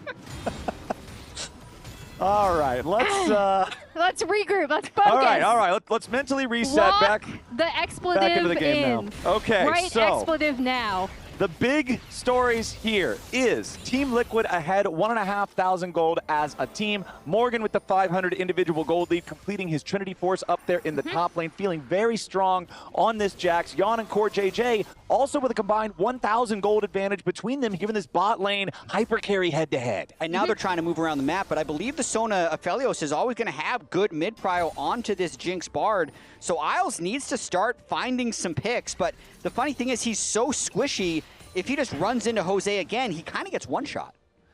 And hey, reminder, we're back in the Riot Games Arena next week. Tickets are on sale for that one. We had a Game 3 bloodbath. We had a Game 5 tunnel pause. We got all sorts of crazy stuff happening here at the LCS, and we'd love to have you come be a part of it. So if your weekend's free, come on down and hang out. It'll be a good time as we continue further and further into the playoffs. As the Rocket Fishbones clearing out these waves mid lane for LYON, as Team Liquid got to be a little bit careful down here on the bottom side now. Morgan is dealing with a 1v2, now 1v3 potential situation. Yeah, and I do like this response from LYON, right? They're not going to contest this Herald take on the top side, so they're just going to try to zone Morgan off of this turret and end up taking this bot tier 1 for Saint and Inspired. As Annie should be able to crash this wave into topside tier 1. It does really feel like they've been able to open up the map, though, post-pause to almost accelerate the gold a little bit, but it's mainly just cleaning up these turrets that were already pretty low. And it's going to be, I think, on Saint to set up Berserker. Because I don't think Berserker can straight up carry these fights, but if he can start resetting, there's not that many tanks on Team Liquid that can really deal with him. So it's about finding that first target, getting the Trundle ult onto him to begin the Jinx reset, and even if Lion's a little bit behind, I think that's going to be their win condition. I mean, even talking about tanks, Team Liquid doesn't really have a true tank. They've got two tanky frontline bruisers, but it's not like you're working with an Ornn or a Sejuani or a Sion or anything that's just designed to stand there and get shot and not die. Both of these guys have to provide threat. And whichever one Inspired decides to use the Subjugate, use the Chomp on, you're losing a lot of stats on that Bruiser. Yeah, and if you time it properly on top of the Jack's ultimate, you steal even more. So it's going to be not only making Morgan squishy, but it makes Inspired extra tanky. Reaver's Wall flying into the mid lane here as Saint wants to make sure they don't take excessive damage onto that tier 1, as it is Team Liquid going after Dragon number 3. Lion is around the area, and this is an Earth Drake, so they die pretty slowly. Good Bard ult in. Yeah, remember though, there's no wall. It was already used to bring Saint closer towards this fight. TP's about to arrive from both sides. Dragon smite it down. Lion's going to go ahead and take the prize there. Isle's about to get locked up here with a counter-strike. Morgan takes him low, but can't take him out. So Lion decides to bring everybody down to the party, but everybody's already left by the time they get there. The Dragon is secured by TL. Yeah, kind of the worst of both worlds there for Lion. They lose the pressure and they don't take the Dragon. That's not a very Lion-esque play. Usually if they're going to lose the Dragon, they're at least trading up elsewhere. But to bring people and then have to back away just gives a lot of pressure over to Team Liquid.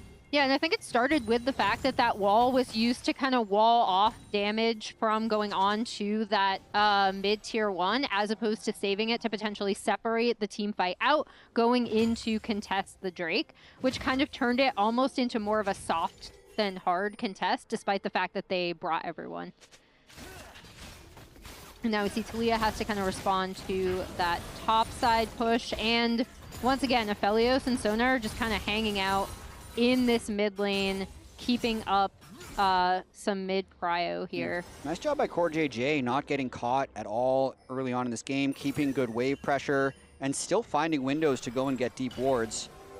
Core JJ has his Echoes of Helia completed. He's got 360 stacks on the tier, so once he has enough money to evolve that into Diadem of Songs, you'll have the super healing battery combo of items that can be super obnoxious to deal with. Trying to poke at these guys, hitting them with zaps or TLAW rocks before an objective showdown just won't really have a whole lot of effectiveness. Yeah, and if TL are able to set up fights in their favor, that Sona could be the difference in talking about how they don't necessarily have a true front line, but if the Sona is kind of continuously buffing and healing this Jax and this Rek'Sai, they're going to survive for a lot longer.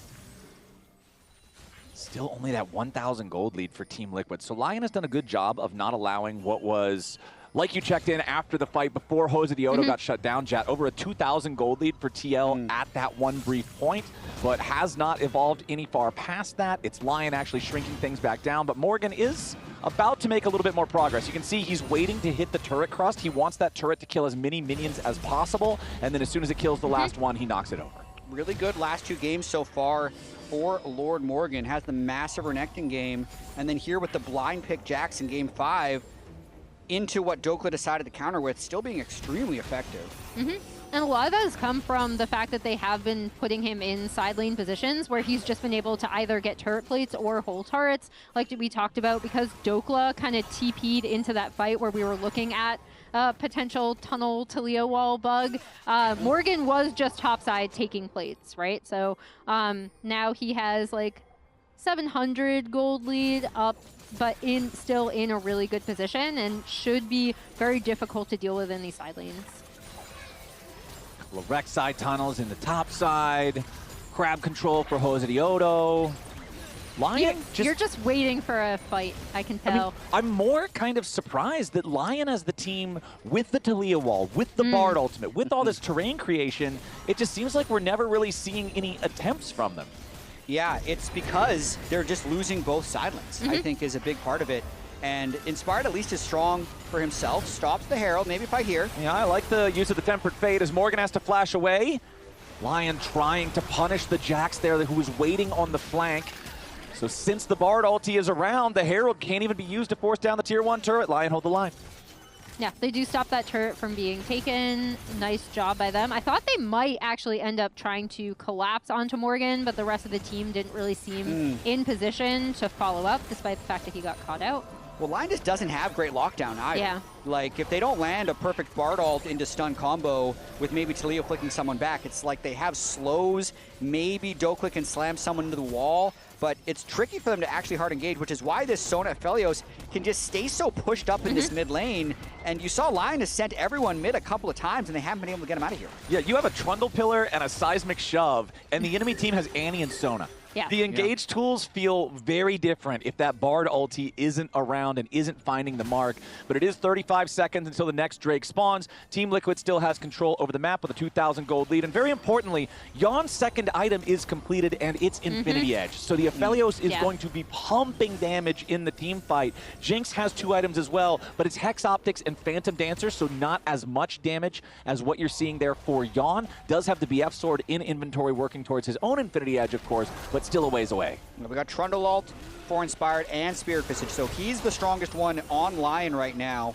Looking to have a big fight if they can test this Drake. They're trying to get position in the river. A little bit of a nervous ghost there from Yon, I think. Saw himself get slowed down by the pillar. Evaded the Chompers, popped the ghost just to make sure he was ready if LYON tried to send more after him, but the Aphelios still topped off on HP thanks to Core JJ and his Sona. Yeah, Core had to flash there away from Saint, so getting difficult for Team Liquid to hold the river here. Inspired and Saint looking for picks. I like how you see Yon get hit, lose a chunk of health, and then Core JJ presses W, and he just instantly heals right back up to full. Once he gets the Echo stacked with a few little bits of Q damage as well, it just gets that ridiculous. But I kind of feel like Team Liquid's leaving this Drake for another day. All right. Now we got a problem. No Core flash. JJ without the flash, caught out. That's exactly what you want to see. Tempered Fate into the Flame Chompers as Dokla knocks Morgan away from him, trying to stay alive as Quid makes the rotation up here into the top lane. Dokla with the flash survives, getting himself out as Jose and Yon dealing with LYON back over in the mid lane. And the Drake should go over to LYON and Inspired here. Yeah, I was going to say, more crucially, LYON are able to even up the Drake stacking in a position where it looked like for a little bit there, TL were perfectly comfortable pushing out their side waves, having Yon and Core on the mid wave. That pick onto Core ends up costing TL their Drake setup and the Drake. And you saw how hard that was. They had to go mid, get Yon's flash, go mid, get Yon's ghost, get Core's flash later, then repeat to get Core JJ down. Then they're gifted with the dragon. So it's still a very successful sequence for LYON, but you can see how hard they have to work to get the fights that they want. Okay, Team Liquid, what's the call here now? This game is just so cautious from both sides. That tier 1 turret still standing, but once again becoming encrusted. One big auto attack. Yeah. I mean, it's what it is. Crust. The crust. Yeah, the crystal crust. Yeah, crystal crust. That's some good alliteration right there. Yeah, is that the actual name for it? I've just always called it the overgrowth. crust. Yeah, okay. Yeah, crystalline. They wouldn't call it crust, actually, like in patch notes or something. But I like calling it crust because then you can call it a crust buster when somebody gets all the money from knocking it over. I mean, Yon's about to get the crust buster here. Yeah. Dangerous though with this trouble. One high caliber crust buster is all you need, and that turret's going to fall over. Yon can't quite get in range though. Yeah. He only has red and blue guns. You don't have the extra range from the green gun right now, so can't get quite that distance. Green gun's the crust collector. Calibrum the crust collector. Buster? Because the Calibrum's the real name, so you get the CCC. Wow. Okay. That's kind of what this whole game is about. We're breaking new ground here. I know. Yon has 50 CS up on Berserker because Berserker literally just gets to catch the wave, and then also because they're defending this mid turret so hard, Talia's taking like half of his half of the waves as well. So Berserker's getting pretty starved in this game. Saint's feeling good though. He's got a 1,500. Yeah, he's trying to have extra CS. You see, when you starve, I get very, very full. That's the Saint and Berserker relationship right now. As they will continue, though, clearing out this mid lane wave. The turret's still staying alive. They want that. They want the crust. Just paint the map white. It's Howling Abyss at this point, right? Like we're in the snowy world. Eventually, Yon will use his ammo. Annie's top side. The TL are setting up their side waves. Dokla has not a complete ARAM. 5 people mid to save this crust. And now Wave is crashing onto tier 2 bot that Dokla does have to respond to. Lion's not giving this up. No, they love this turret. This is the most important turret. To be fair, mid lane turret is important, right? Like once you knock the thing over, you do open up the map significantly. It's far easier to walk into the enemy jungle, try to set down some vision, control more of the map, make it difficult to approach the objectives. But there's more crust than turret now. I know, he has the crust buster gun, the crust busting crescendum, but he didn't have the wave there. Now I think he's finally gonna... He's gonna get it. This is gonna be it. It's hard to hold it now. All right, LYON. There it is, the Crust Buster, and they even try to punish him, and they can't do it. The Tempered Fate plus the Weaver's Wall both get sent, but LYON is fast enough on his feet to sidestep it. So finally, after 27 minutes, the Tier 1 turret falls. Yeah, but you see kind of LYON being 2K now ahead of his lane opponent, although Berserker is just picking up his Infinity Edge, so he'll feel a lot more comfortable there. And another reminder about Jinx, once she does get 1 kill, she can kind of be an absolute menace to get more in team fights, so all she needs is kind of a turret take or a killer assist. However, you know, LYON is in a really, really good spot from all of this mid lane pushing. And in the meantime, I think TL have actually done a pretty good job of forcing out their side waves to make LYON have to respond to them. And I think one of the things that LYON is counting on is that the Trundle and Poppy are going to be a very strong front line, but with LYON collecting so much gold and already having Infinity Edge, LDR, and nearing 100% crit, he's going to be shredding through them much more easily. I got to point out, though, not a big fan of his glute greaves. Gluttonous greaves. Yeah, because they've been changed. Not a fan of the glutes. I only call them glute boots now, and it's your fault, Jet. Well, I guess it's Hysteric's fault, but it's also your fault. Yeah, Hysterics said glutinous, and then I started calling them glute boots. But they're gluttonous greaves. Glute boots is so Australian, man. But the biggest thing is you need to get 10 takedowns to stack them up. LYON has 0, so he's half effectiveness on his glutes. I mean, even if he was at 100% kill participation, he'd have 1. This is a 3-kill game at 28 minutes. I'm never not going to call them glute boots. It's bad. Okay, and people are going to be like, what are you talking about? Well, maybe now is when he can get his glute boots going, because we've... What the... Did Morgan just teleport 3 feet to a... Maybe. Yes. Did Okay, hold on, never mind. Dokla's coming in immediately. They follow it up. The full engage goes, and Quid is already dead. LYON find their moment. Finally, after what feels like 10 quiet minutes straight, it's Quid who gets jumped on. Yeah, that was huge and kind of a further proof of how dangerous this Poppy like Trundle combo can potentially be. With Quid walking up, he doesn't even get. I'm looking at it now in the client. Yeah. Dokla just wall stunned him, and so we did see Morgan teleport 4 feet in front of himself. Technically, he might have been going for the shield to hold the river. Okay. Because you can get the TP shield. Right, yeah. That's the only logical explanation. But then LYON just has a good trigger pull, and just like that, they're on soul point. Yeah, and it's a Mountain Soul too, which is going to be really, really big for one of these hyper carries, right? Because it's just going to make it way more difficult. Here we go. Okay, so Morgan teleports 3 feet for the shield. Yep. Dokla also teleports 3 feet for the shield. Matching. Yeah. Yep. And then he just stuns. Yeah, he's going to stun Quid right there. Credit to Dokla. Yeah. He learned the meta. Wow. That's such a big reaction. Yeah, that is huge. I feel like that's the biggest reaction I've ever seen out of Reignover.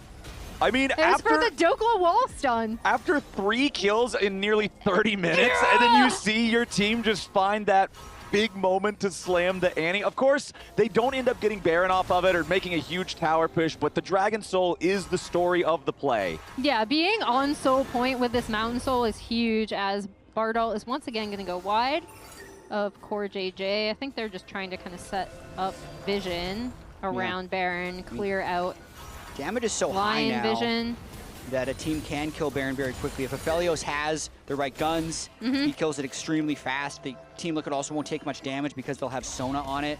And they still have, you know, kind of permanent mid-prio. LYON is really just buying as much time as possible, then looking for 1 kill before the Drake, and they have 3 minutes until they can try and play that play again. There are 8 men in middle, 2 men in the jungle. Isles just forces Morgan back out. They'll clear the wards away. All right. We'll clear out wards. We'll push up mid.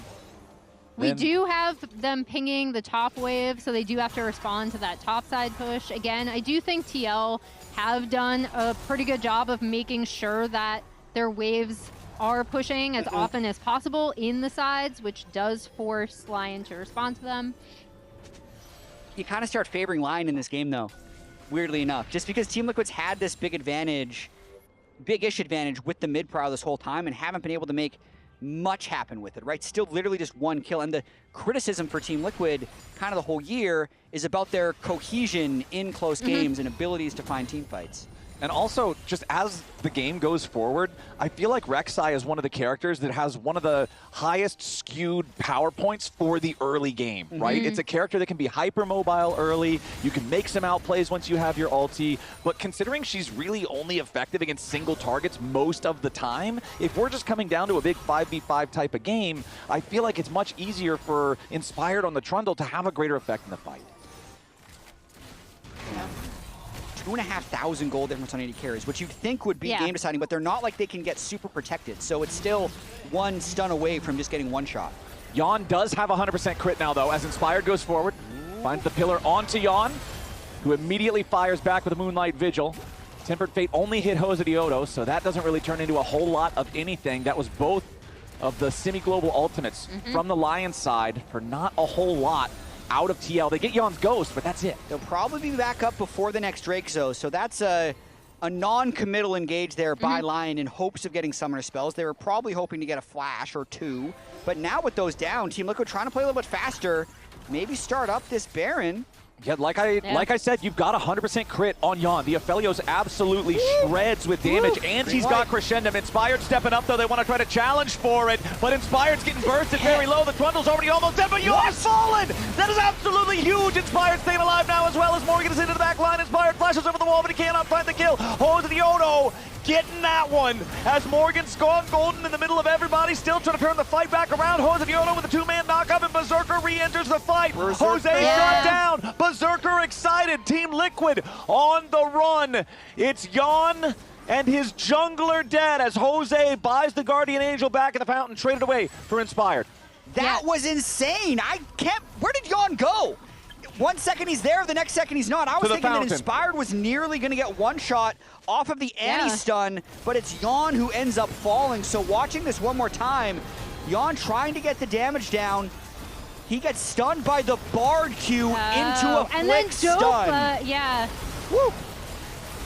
Berserker Dopa in with the Poppy. And Berserker, even though he gets caught here, is able to get Bard out. portal to Narnia. Yeah. I don't know if he would have. I don't think he wanted to take that. Another Bard stun. I think he could have killed CarJJ if he doesn't fly so far away. But now, Mountain Soul is up, and it looks like LYON's just going to be able to get it since Jose's still dead. Yeah, there's no way for Team Liquid to contest it when your jungler's back in the base. And this is massive for LYON, although TL look like they're just going to try to burn down this Baron as quickly as possible. Yeah, Berserker and Saint are still on their way up here. Inspired is around the area. The Baron, though, locked up in the Tempered Fate. Inspired is stepping in. He's just going to smite it away. LYON critically find both the Soul and the Baron back to back, and now it's a seismic shove to Quid. He dies to the Super Mega Death Rocket. Berserker is getting excited, and LYON is forced all the way back out of the fight. Now Morgan's under pressure, stunned into the wall yet again by another Cosmic Binding. It's a double kill of a Berserker, and he's excited again. LYON knocked up into the air with a point blank keeper's verdict. One more shot from Fishbones. Triple kill back over to Berserker. Isles means it's no Penta, but Jose's Guardian Angel will not do enough. He dies too, ace for nothing. That's game, that's series, that's LYON taking their win. Berserker pops off at the end, and LYON defends the mid lane for 33 minutes and then wins the game in the next 3.